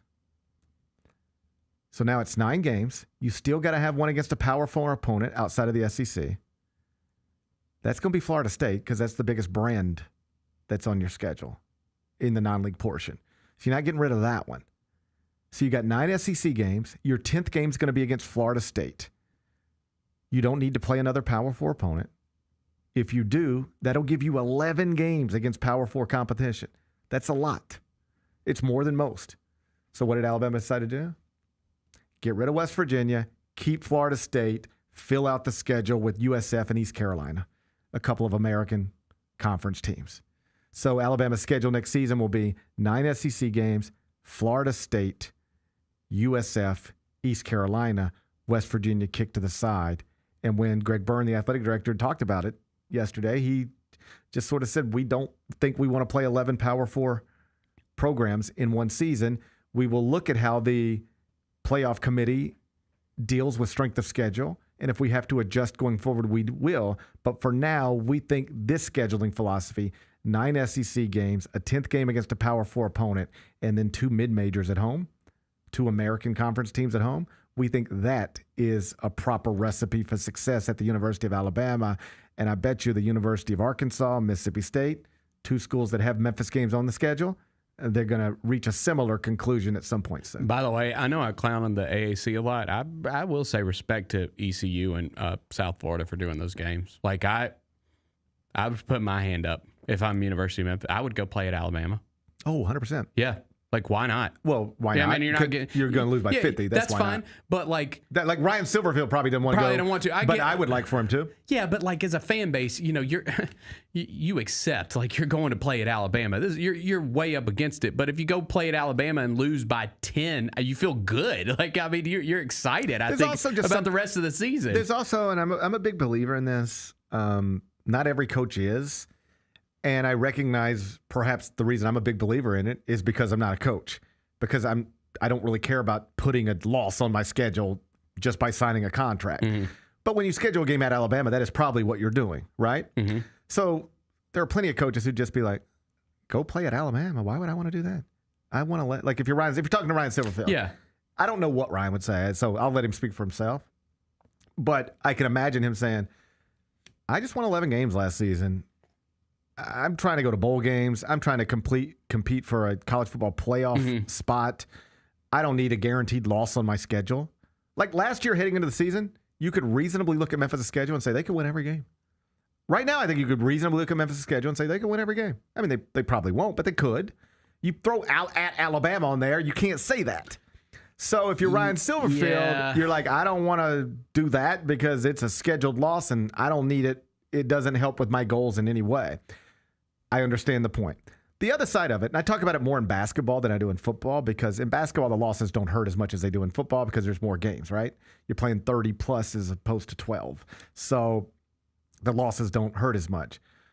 But there's something to be said for if you're at a place in the American Conference, let's just put it there. In basketball, like if Duke wants you to buy you to come, like go take your kids to Cameron Indoor. They'll have that story forever. They'll be sitting around in 30 years with their grandkids, turn on ESPN. There's Duke in North Carolina playing in Cameron Indoor, and they'll be like, hey, Grandpa, didn't you say you played there one time? Yeah. It was a Tuesday night in November. Oh, they beat us by 30, but man, Cameron Boozer was there, or Cooper Flagg was there, or Zion Williamson was there. And man, that place, you can't really tell on TV, but it's smaller than it looks. It's tiny. You just take them to Duke, take them to Gonzaga, take them to Assembly Hall, take them to Pauley Pavilion. And I think similarly in football, I could make the argument that, yeah, there's nothing fun about going and getting your brains beat out by an SEC power like Alabama or LSU or whatever. But walking into Bryant-Denny and looking around, man, like we're here. This is Alabama. Mm-hmm. This is where Coach Bryant coached and Nick Saban coached, and that's a life experience, no matter how the football game goes. And then if the football game happens to go well by some miracle, well, then you're not the only one who remembers that forever. Everybody remembers it forever, including people in Alabama. So I could argue in favor of it. It makes more sense for ECU and UCF, I think, probably, than it does Memphis right now, because Memphis is actually, I mean, I talked to Scott about it last week. They have there's real goals of trying to get to a college football playoff. Yes. You put something like at Alabama on your schedule, you have just automatically made it harder to get there. Sure. So I don't know that I would necessarily do it at Memphis, but broadly speaking, I like your point. Like, let's create memories. Mm-hmm. Even just Memphis fans, like driving down to Tuscaloosa for a Saturday football game at Alabama. That'd be a fun trip. That'd be cool. That'd be the type of trip people would say, let's do that, because who knows if we'll ever have an opportunity to do something like that again. So I could argue in favor of it, but I would also understand why somebody like Ryan Silverfield would maybe push back a little bit. Number 3. Pac-12 has announced this morning that it has a new agreement in place with the CW that will put new Pac-12 inventory on the CW, X amount of football games, X amount of men's basketball games. This falls in line with their other contract with CBS Sports. CBS Sports will be the primary media partner of the new Pac-12, but the CW will have a role. And we only bring this up today because if Memphis wanted to be a part of this, it could be. Memphis passed on the opportunity to be in this league. And though I disagreed with it when it happened, I understood it from a financial perspective. And what we have subsequently found out, and Dr. Scott and I talked about this last week, is when they were turning this down, they were working on bigger things. Mm-hmm.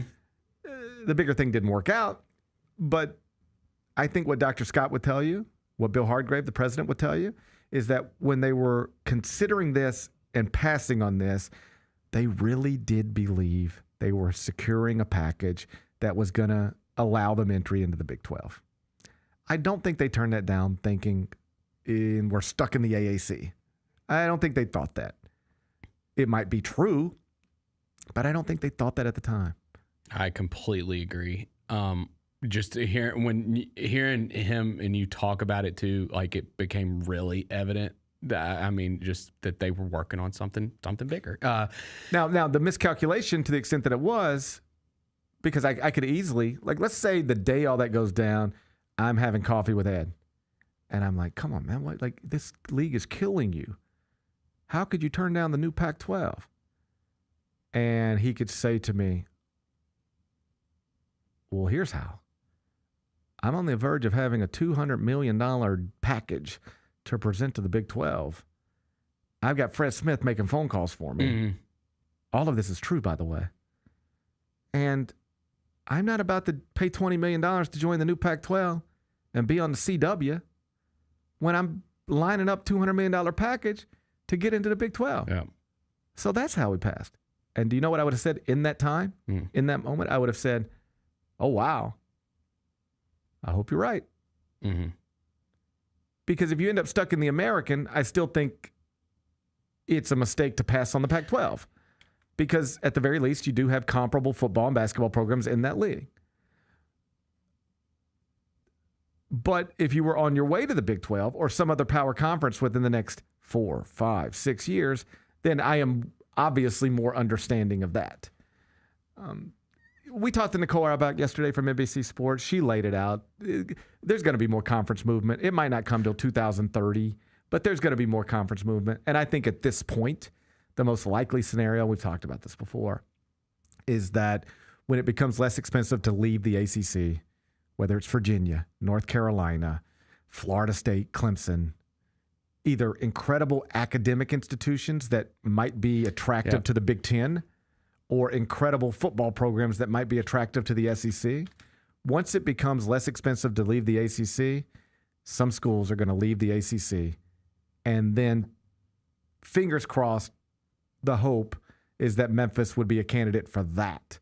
And you look up and, you're maybe not in the league with North Carolina and Virginia, Clemson, Florida State, whatever combination of schools you want to do, but you could be in a league with Louisville, be in a league with Georgia Tech, be in a league with Miami, be in a league with Virginia Tech, be in a league with, basketball programs that have done stuff, football programs that have done stuff, and athletic departments that you've been league members with before. Memphis, once upon a time, was in a league with Virginia Tech, with Georgia Tech, with Louisville, as you know. You could be in a league with some of those types of brands, and that, yes, is way better than the American, but also better than the new Pac-12. I think, too, it's going to be really interesting to see, because I was looking, because I knew we were going to talk about this, these TV deals with all these leagues all kind of expire around the same time. Like, I believe AAC with ESPN's 2031, Big 12's 2031, Big 10's 2030.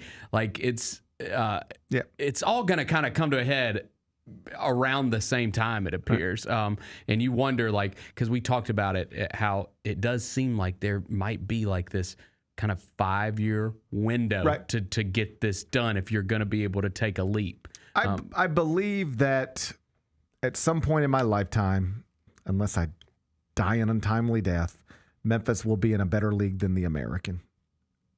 I just don't know when, but I hope it's as soon as possible. As for this deal, the CW, like, it's interesting because it's on everybody's television. Well, you have it. You know, we hear about all these sports properties, and it's like, well, if you want to watch the NBA going forward, you're going to have Amazon Prime and whatever. Yeah. And if you want to watch Major League Baseball on Friday night, you better have Apple TV Plus. And if you want to watch WWE going forward, you're going to need to have this ESPN thing or whatever. CW's free. It's just there. It's on your TV, all whether you know it or not. An antenna. It's free. You know what they need, though? Just a better look. A rebranding. Yeah. I mean, it's definitely thought of, like, when you talk about the grand scheme of ABC, NBC, CBS, Fox, like, CW is below all of those. But it's free like all of those. Like, again, you just get some rabbit ears. But when you hear they're not rabbit ears anymore, but you get the point. When you hear the word CW, it sounds lesser than. Yes. Yeah. I would rebrand that. Mm-hmm. Like when you hear, like, they have a lot over the years. Like if you were talking to an actor, right? Yeah. You had a buddy who was an actor, and he said, "Oh man, I just got booked on a new show," and you said, "Oh wow, congratulations! Where's it going to be?" And they said, "NBC." You go, "Oh wow!" Mm-hmm. Or they said CBS. You go, "Woo!"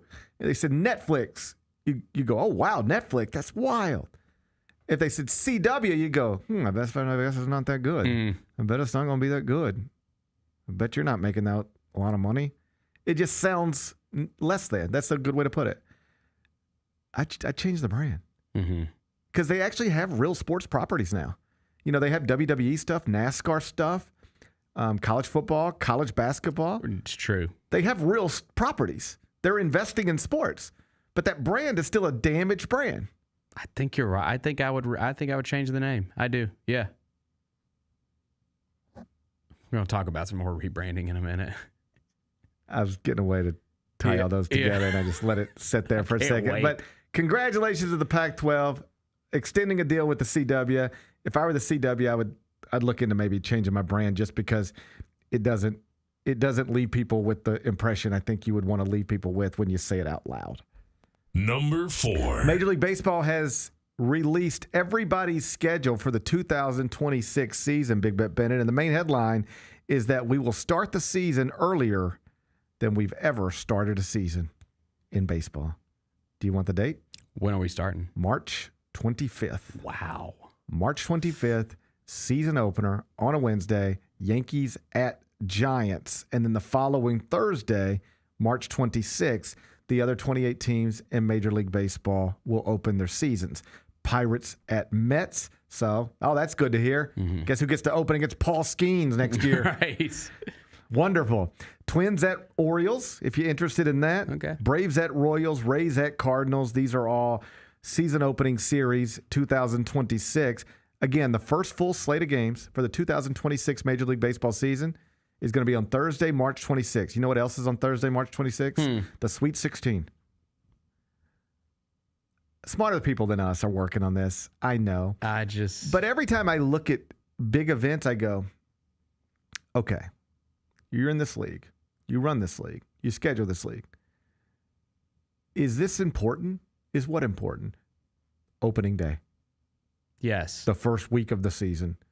The first day of the season. Is that important to you? Yes, is the right answer. It should be.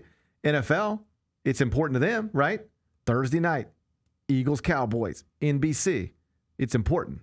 NBA opening night. We already know what the games are going to be. We've been talking about it for a while.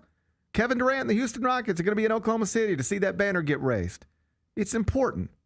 Major League Baseball. 28 of your 30 franchises will open the season on the same day as the first day of the Sweet 16 of the NCAA tournament. Doesn't sound like a great idea to me. Your first 4 full days of the season, Thursday, Friday, Saturday, Sunday, will be against the Sweet 16, the Elite 8, and the Elite 8. It's no so matter stupid. what happens, It's so stupid. no matter what happens in your sport, in the first full day of it, it will not be the biggest story in sports that day because Duke's going to beat Kentucky or Gonzaga's going to beat Indiana or something's going to happen in the Sweet 16 of the NCAA tournament. Why do they do this? I do not understand. Again, smarter people than us working on this, but it's not always clear to me that is true. Beyond that, starting March 25th, it's cold. I know, dude. Have you ever watched these games in New York or Philadelphia or Milwaukee or Chicago? Cold cities where they have open air stadiums? Players are freezing. Yeah. The fans are freezing. Like there's people in. Like I have been to games at Citi Field early in the season where it's cold. I don't mean chilly. I mean you're cold. It's like you're sitting at a football game, but you're watching baseball. So I get it. Like none of it's the biggest thing in the world. But starting your season when it's still very cold in some of your biggest markets and opposite the Sweet 16 of the NCAA tournament? Not a great idea. It doesn't seem like it's a great idea. Number 5. Speaking of things that weren't great ideas. Oh, Cracker Barrel. Oh, no. Oh, Cracker Barrel. What have you done? They did something. They changed their logo. They removed Uncle Herschel. They changed their logo, removed Uncle Herschel.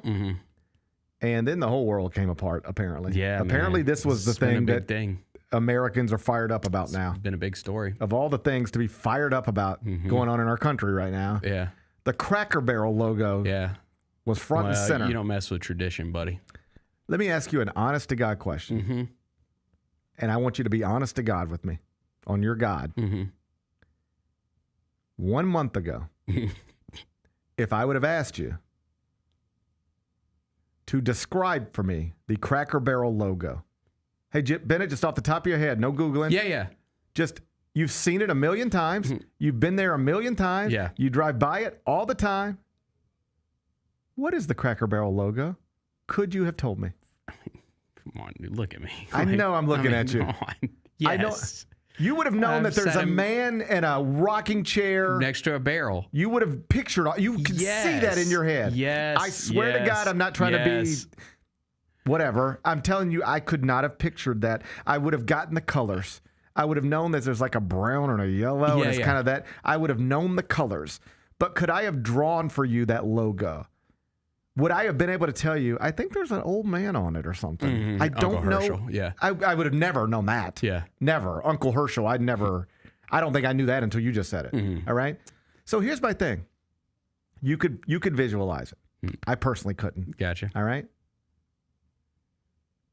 Had anybody ever said anything about the Cracker Barrel logo ever? Had it ever been a topic of conversation in the history of the world? Anywhere. Have you ever talked about it with anybody in your life? I mean, maybe we were going to Cracker Barrel. Maybe then, at Cracker Barrel. At Cracker Barrel, I just get the little tee game. I like with the golf tees. I don't know if they have that anymore, but I'm not sure they have that anymore. Why would they not have that? I have to do some digging. Well, that's that seems like worth protesting. That seems like a bigger protest. That seems like worth protesting. Yeah. Okay, so they were going to change the logo, right? And it was just going to be a yellow logo that said Cracker Barrel on it, right? They got rid of Uncle Herschel and the rocking chair and the barrel.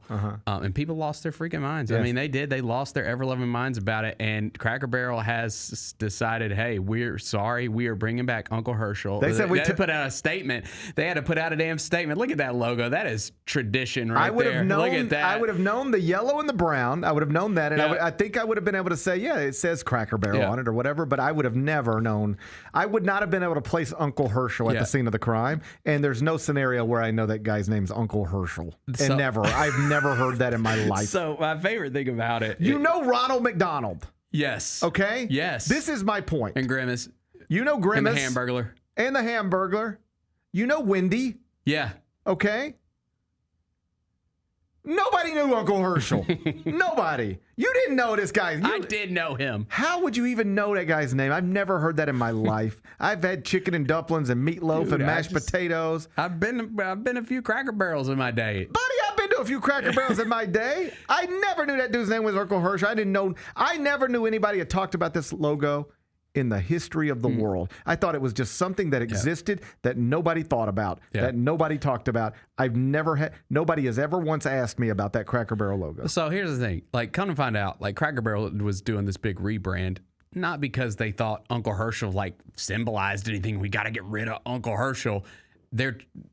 Cracker Barrel's been struggling lately. Have they? I don't know. Cracker Barrel's been struggling lately, and so I guess they brought in a new CEO or trying new to freshen marketing, it up. Trying to freshen it up. Like I believe that they're going to try to add like more lighting into their restaurants, and like they're going to paint them differently and stuff like that. Like I think the plan is to try to get away from the old country store vibe, right? And like. Frankly, I think that's what you do. Like when you're struggling business, you try to like rebrand and revamp and stuff like that. I think what happened, honestly, like because I was like, well, what happened with Cracker Barrel? Cracker Barrel's great. I loved it. I went there all my life. Cracker Barrel used to be the place that you went on road trips, right? Mm-hmm. Like when you're going somewhere. They're always right off the interstate. Yes. For that reason. Yes. And so when I was a kid, like, you know, you're on a road trip and you're in the middle of nowhere. Well, there's a Cracker Barrel 15 minutes from here or 30 minutes from here. Let's go to Cracker Barrel. Now, like in these little small towns that are just right off the interstate where you pull off to get gas and stuff like that, they have everything now. Yeah. You know what I mean? Like they got Chipotle and Chick-fil-A and McDonald's and they got all of it. And I think that's what hurt Cracker Barrel is it used to be like, where do we go? We're in the middle of nowhere. There's a Cracker Barrel. Yeah. It's not, there's everything now. Everything's everywhere. Yeah. Everything's everywhere. Yeah. I love Cracker Barrel, though. What I'm more interested in is how we went from nobody even knows nobody cares about the Cracker Barrel logo at all. It's not something that's discussed. Give me a T-shirt. It is not something that's been debated. It is not something they're talking about on Fox News. It's not something they're talking about on MSNBC. The Cracker Barrel logo is a non-issue in our country. Yes. And then they changed it, which I would have never even noticed. I don't think I would have noticed either. Okay. I don't think I would have cared. I wouldn't have noticed. I wouldn't have cared. I don't understand how you convince yourself to care about dumb shit like this. I cannot imagine being mad about a Cracker Barrel logo. That's a cool logo, though. The original one is cool. It looks cool. I like it. I'm not arguing about the quality of the logo. Yeah, the new one's bland. What I'm telling you is that if you are at a point in your life where a place that makes chicken and dumplings changing its logo. And chicken fried steak. Buddy. If you're at a point in your life where a place that makes very good chicken fried steak. With the gravy. Changing its logo infuriates you. You are a maniac. A maniac. Crazy person. Who gives a shit about the Cracker Barrel logo? You people are nuts. I do think that like a part of it, the insanity is like people have caught on to what can go viral. What can make stupid people get mad. Yes. We figured that out. Super viral. I think we figured it out. Getting outraged about shit like this. It's like 2016 is about when we started figuring out what can get stupid people mad on the internet. Like, because I think it was maybe early last week I saw something about this and I knew instantly. I was like, this is going to become like the biggest thing online. It's going to become the biggest thing online. And sure enough, it did. You got the White House tweeting about it. It's so ridiculous. It is it's just embarrassing. Like it's embarrassing. There's so much happening in this world.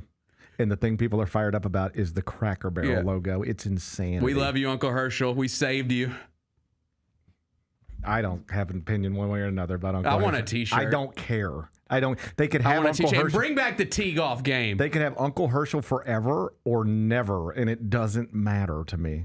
And I cannot imagine why it would matter to anybody else. Like if I'm sitting down with you at baseball practice and you were like, I just can't believe what Cracker Barrel did with Uncle Herschel, I would be like, what the? Yeah. Yeah. You're a Looney Tune. Be back with GP's carryout. Right.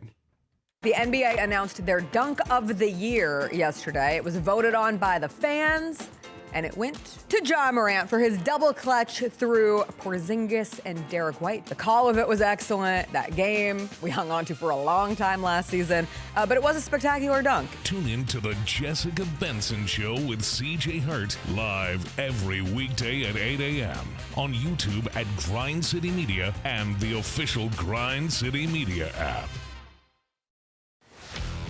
Let's face it, there's a lot of trash talk in basketball.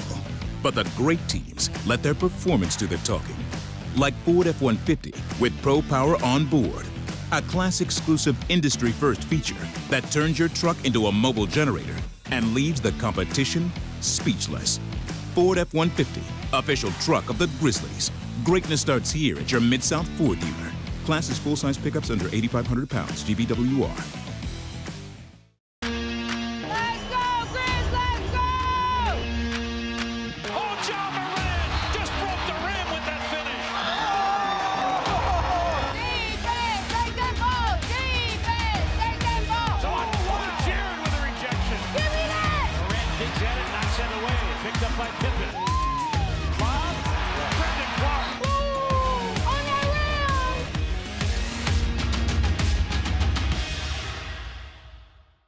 What about the hanging your hat on the defensive end? Where does that come from? And one thing my dad told me is if you want to get to the NBA, if you want to leave an impact, if you're a competitor like you say you are, you're going to be one of the best defenders on the court every time you step on there. He said you're not going to disrespect the game. You're not going to take it for granted. You know, this is not a right, it's a privilege. So go out there and compete every day. The Chris Vernon Show, live on weekdays at noon on YouTube at Grind City Media and the official Grind City Media app. Shinedown. Dance Kid Dance Tour. Live in Memphis. FedEx Forum Saturday, August 30th. With special guests, Bush and Morgan Wade. Get tickets now at livenation.com. Shinedown, live in concert. For more, visit shinedown.com.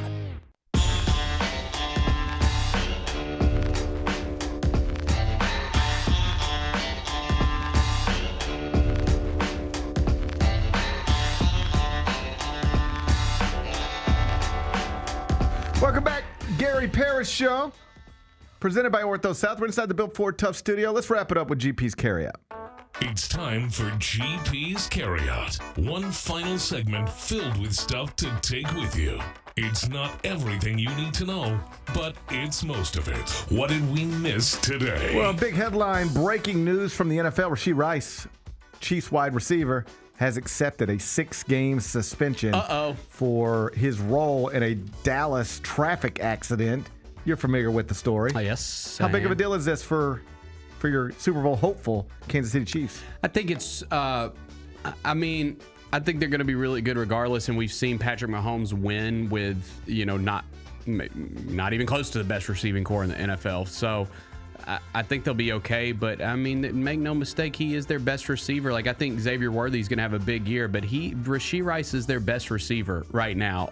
So that's a pretty big loss for them. And Travis Kelce ain't getting any younger. He is not. None of us technically are getting any younger. Yeah, literally nobody in the world. So I think it's fairly significant. I think that it's smart for them, for him to want to get it done at the beginning of the season, because it was looking like it could be a situation where he plays the first 4 games and then drag it out. Just get it done. Just get it done. If you have Super Bowl aspirations, you want to be available for the playoffs. Get it done. Yeah. So 6-game suspension, Rashee Rice in Kansas City. That's your big NFL headline of the past hour. What's today's biggest game? Bennett, I am taking you to Dodger Stadium. Reds at Dodgers, 7:40 tonight. Nick Lodolo on the mound for Cincinnati. Shohei Ohtani pitching for the Dodgers. We're going to do a first pitch at 7:40. Oh, a little earlier. Okay. Dodgers are minus 190. Reds plus 160. How you going to act? Oh, this feels like a trap. I'll go Dodgers, but it feels like a trap. Dodgers minus 190. I should update you on your record. You lost again last night. Fever. What the pounded hell? Blasted them. Blasted them. All right. So you're now 252, 227, and 4. You are plus 0.1 unit. Dang it. You are up, but by the slimmest of possible margins. Come on, Ohtani. Please. Come on, Ohtani. Bennett says, come on, Ohtani. 7:40, first pitch tonight.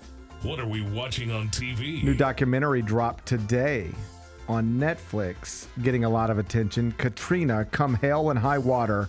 It's a 3-part series. I've heard it's good. Executive produced by Spike Lee. The series offers a comprehensive look at the impact of Hurricane Katrina on New Orleans, focusing on the stories of survivors and the governmental neglect that magnified the disaster. So he did a documentary years ago about Katrina for HBO, and it was great. Yes. And so I think this one's going to be good, too. I'm excited about watching it. It should be, really good. I'll probably get it started tonight. It dropped today. It's available right now, Netflix.com. What's the best thing we've read? Our buddy David Cobb, CBS Sports, has the top 50 college quarterbacks in the country power ranked. It goes number 1, Clemson, number 2, LSU, number 3, Penn State, number 4, Arch Manning at Texas. If you're curious, no Memphis quarterbacks appear on the list, but you can still find the list on the homepage, cbssports.com. What's on tap for tomorrow? Well, tomorrow will be Thursday. Mike Wallace will join me, senior editor, Grind City Media. College football picks back up. Boise State, a strong candidate outside of the Power 4. It's a big game for us. Let's go. We need Boise State to go down. Yes, we do. Get them out of our way. There's only a handful of things standing between the Memphis Tigers and the college football playoff, and one of those things appears to be the Boise State Broncos. So let's get them up out of here. Let's go, USF. Let's get them up out of here. Let's go, USF. Win one for the American. Should be a fun show tomorrow. Looking forward to it already. Enjoy the rest of your day. I'm going to enjoy mine. Meet back here tomorrow at 10. Till then, be careful, be kind, be good. Rep your hood.